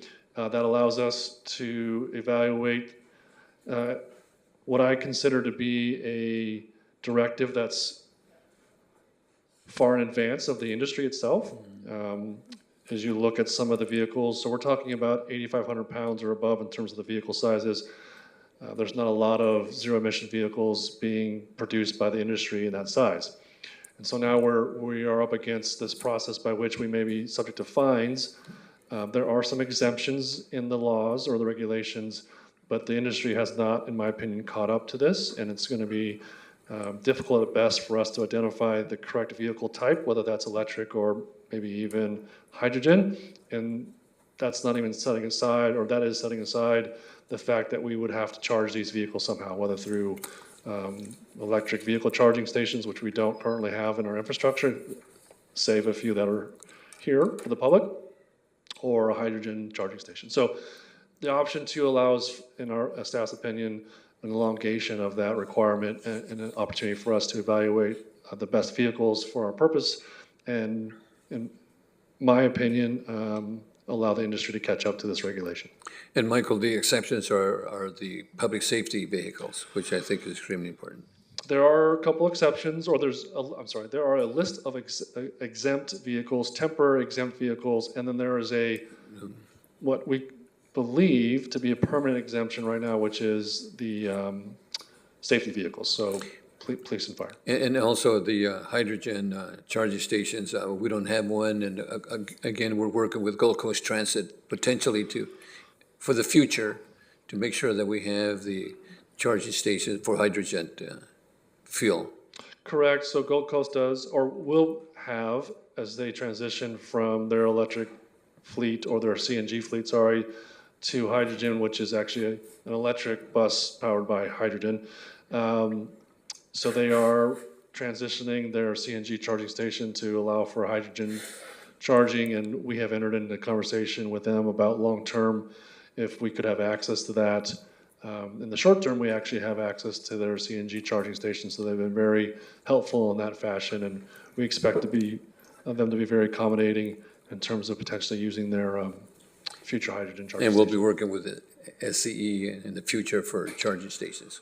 Correct. So as mentioned in the staff report, there are some programs available through Edison that, through an agreement and through some conditions of that agreement, we'd be able to take advantage of some of their programs and install charging stations either at a reduced cost, or get a credit, or actually get it paid for by Edison, depending on the conditions that we're willing to accept in an agreement with Edison. And one of the things too that we discussed in committee was that potentially we could work with APCD, the Air Pollution Control District, with the county for the pickups and et cetera, because they have funding for charging stations, which I think should work with APCD. Yes, Mayor, in the past, as you mentioned before, they have offered grants either for conversion of vehicles or potentially infrastructure. So that's an opportunity. We continue to seek out those grant funding sources to try to do that. We have a electrification or a grant that we're going to get, and we're going to use that potentially for some EV chargers. Concept Ron. Thank you, Mayor. And thank you, Mr. Wolf. This is something we talked about at our last meeting as well, and you had mentioned it was going to be coming before us, so I'm happy to see it here. And I don't know about my colleagues, but this is a very exciting conversation for me. But not exciting in the way that I'm really looking forward to this, exciting like our government fun fact type of exciting. So there's a really great example, I think, of the California Air Resources Board placing these milestones and mandates on anyone who operates any kind of vehicle in the state, not just municipalities and counties, but anybody, on changing that over to zero emissions, which I absolutely see the principle behind it, and I'm a full supporter of further reducing our emissions as much as possible from our vehicles. That being said, real quickly, Mr. Wolf, can you just, for the benefit of the public, because Measure M doesn't allow them to see a live presentation tonight, can you just tell us what a zero emissions vehicle, or the options we have as zero emissions vehicles for our fleet? A ZIV. Yeah, let me see. I'm not sure I understand the specific question, but so there are identified vehicle types, and we provide that information in the table on page 418. We talk about the different groups that we have. In each one of those groups, it kind of identifies a size vehicle that meets the minimum requirements, and if you actually go to the next group, it's a little bit bigger, or the next group a little bit bigger. So those, they put them in categories like that. So is that part of your question? No, my question is, what are our options that we need to look at transitioning to in lieu of internal combustion engines? Thank you. Thanks for the clarification. So it would be either electric vehicles or hydrogen. That would be really the two that don't actually have an internal combustion component to their propulsion. So CNG, even though that's technically an alternate fuel vehicle, is not on the zero emissions because it has an internal combustion engine. Yes, it combusts the natural gas, right? Okay. So I just wanted that so the public understands what this is and what our options are. So not only us, the city of Oxnard, but city of Ventura, county of Ventura, all the cities in the state, all of the private companies that have fleet vehicles that meet these requirements, right, have to also do what we're doing. That's correct. Thank you. So option 2 absolutely makes sense for our fleet that we have. The question I have, and it's not a gotcha question, it's just to point out kind of where we are with this, or where the CARB folks are with this. So we have milestones that are laid out on a table in the staff report. So milestone group 1, box trucks, vans, buses with 2 axles, et cetera. 10% by 2025 will be zero emissions vehicles. That's our goal, correct? If the council chooses this option, that will be our attainable goal. That's right. Okay, so here's my question. If by 2025, not only the city of Oxnard, but all the other cities and all the other counties and all these private entities who are falling into this category are trying to get zero emissions box trucks, and the supply does not anywhere meet the demand for these, is there a mechanism built in that we know of right now that would give us leeway or allow us to not be penalized or anything along those lines?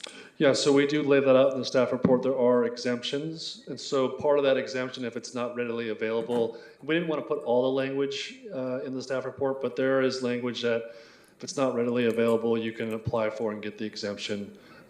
And so that would be, as you're pointing out, maybe a supply-based demand issue, and they build in those exemptions that it's not an automatic, so you have to apply for it and get approval. So it's in there. Yeah.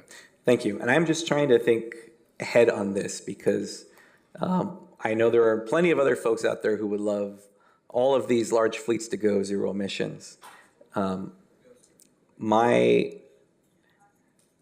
thought process in this and stating this on the public record is come 2025, if we haven't done that because we can't do it because the supply doesn't meet the demand, I hope that folks don't think that it's us eschewing these requirements or not following through on our commitment here if this comes through or follows through with council tonight in a vote, that, you know, this is the goal that the city's putting in place, but there are some very large economic circumstances that need to be considered for this when that time comes. So I just wanted to kind of have that stated there. And it's going to happen. Yeah. Lastly, as you mentioned, Mr. Wolf, the industry isn't readily supplying full zero electric vehicle box trucks or buses or, you know, these vehicles that we are going to have to switch over at some point here in the very near future.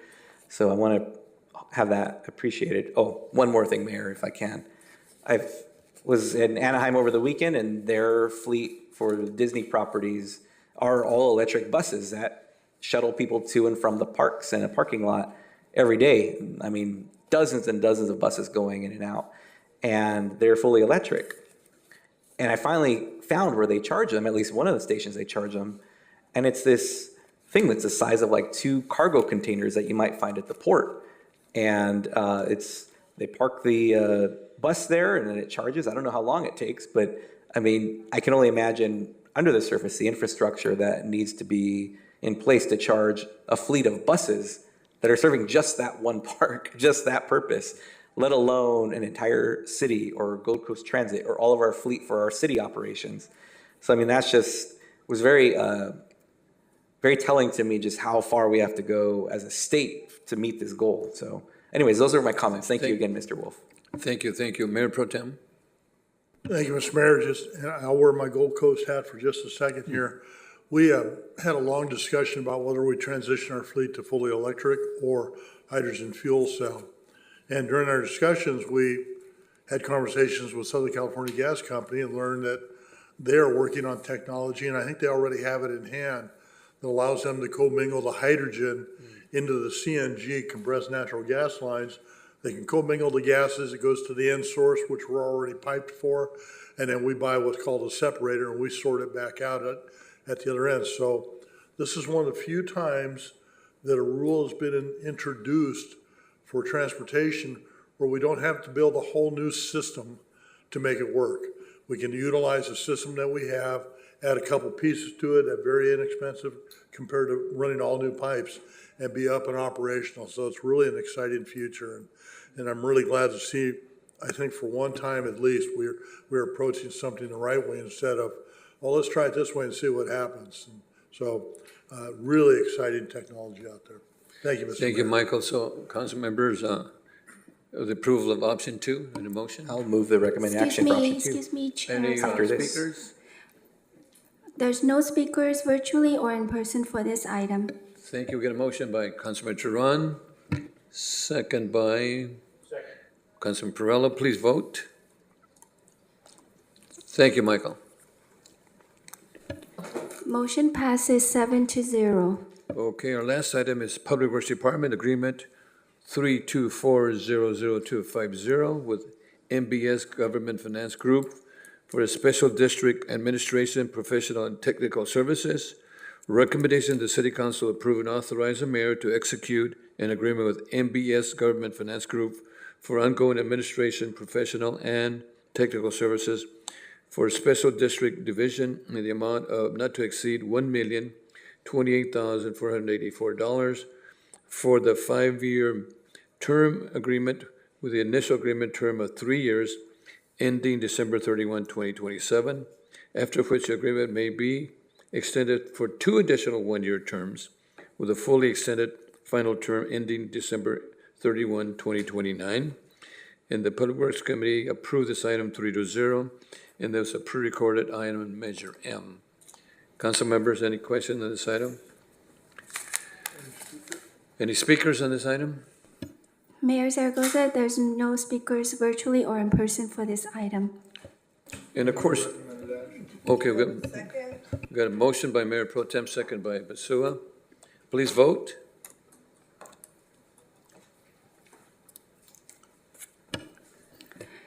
Motion passes 6-1. Councilmember Turan voted no. Thank you, and happy, Yes, I just want to also say happy holidays, happy new year, and I gathered the Nielsen ratings came back and Fun Facts has renewed for season 2. That's what it sounds like to me. Thank you. thank you so much. We are adjourned. Thank you.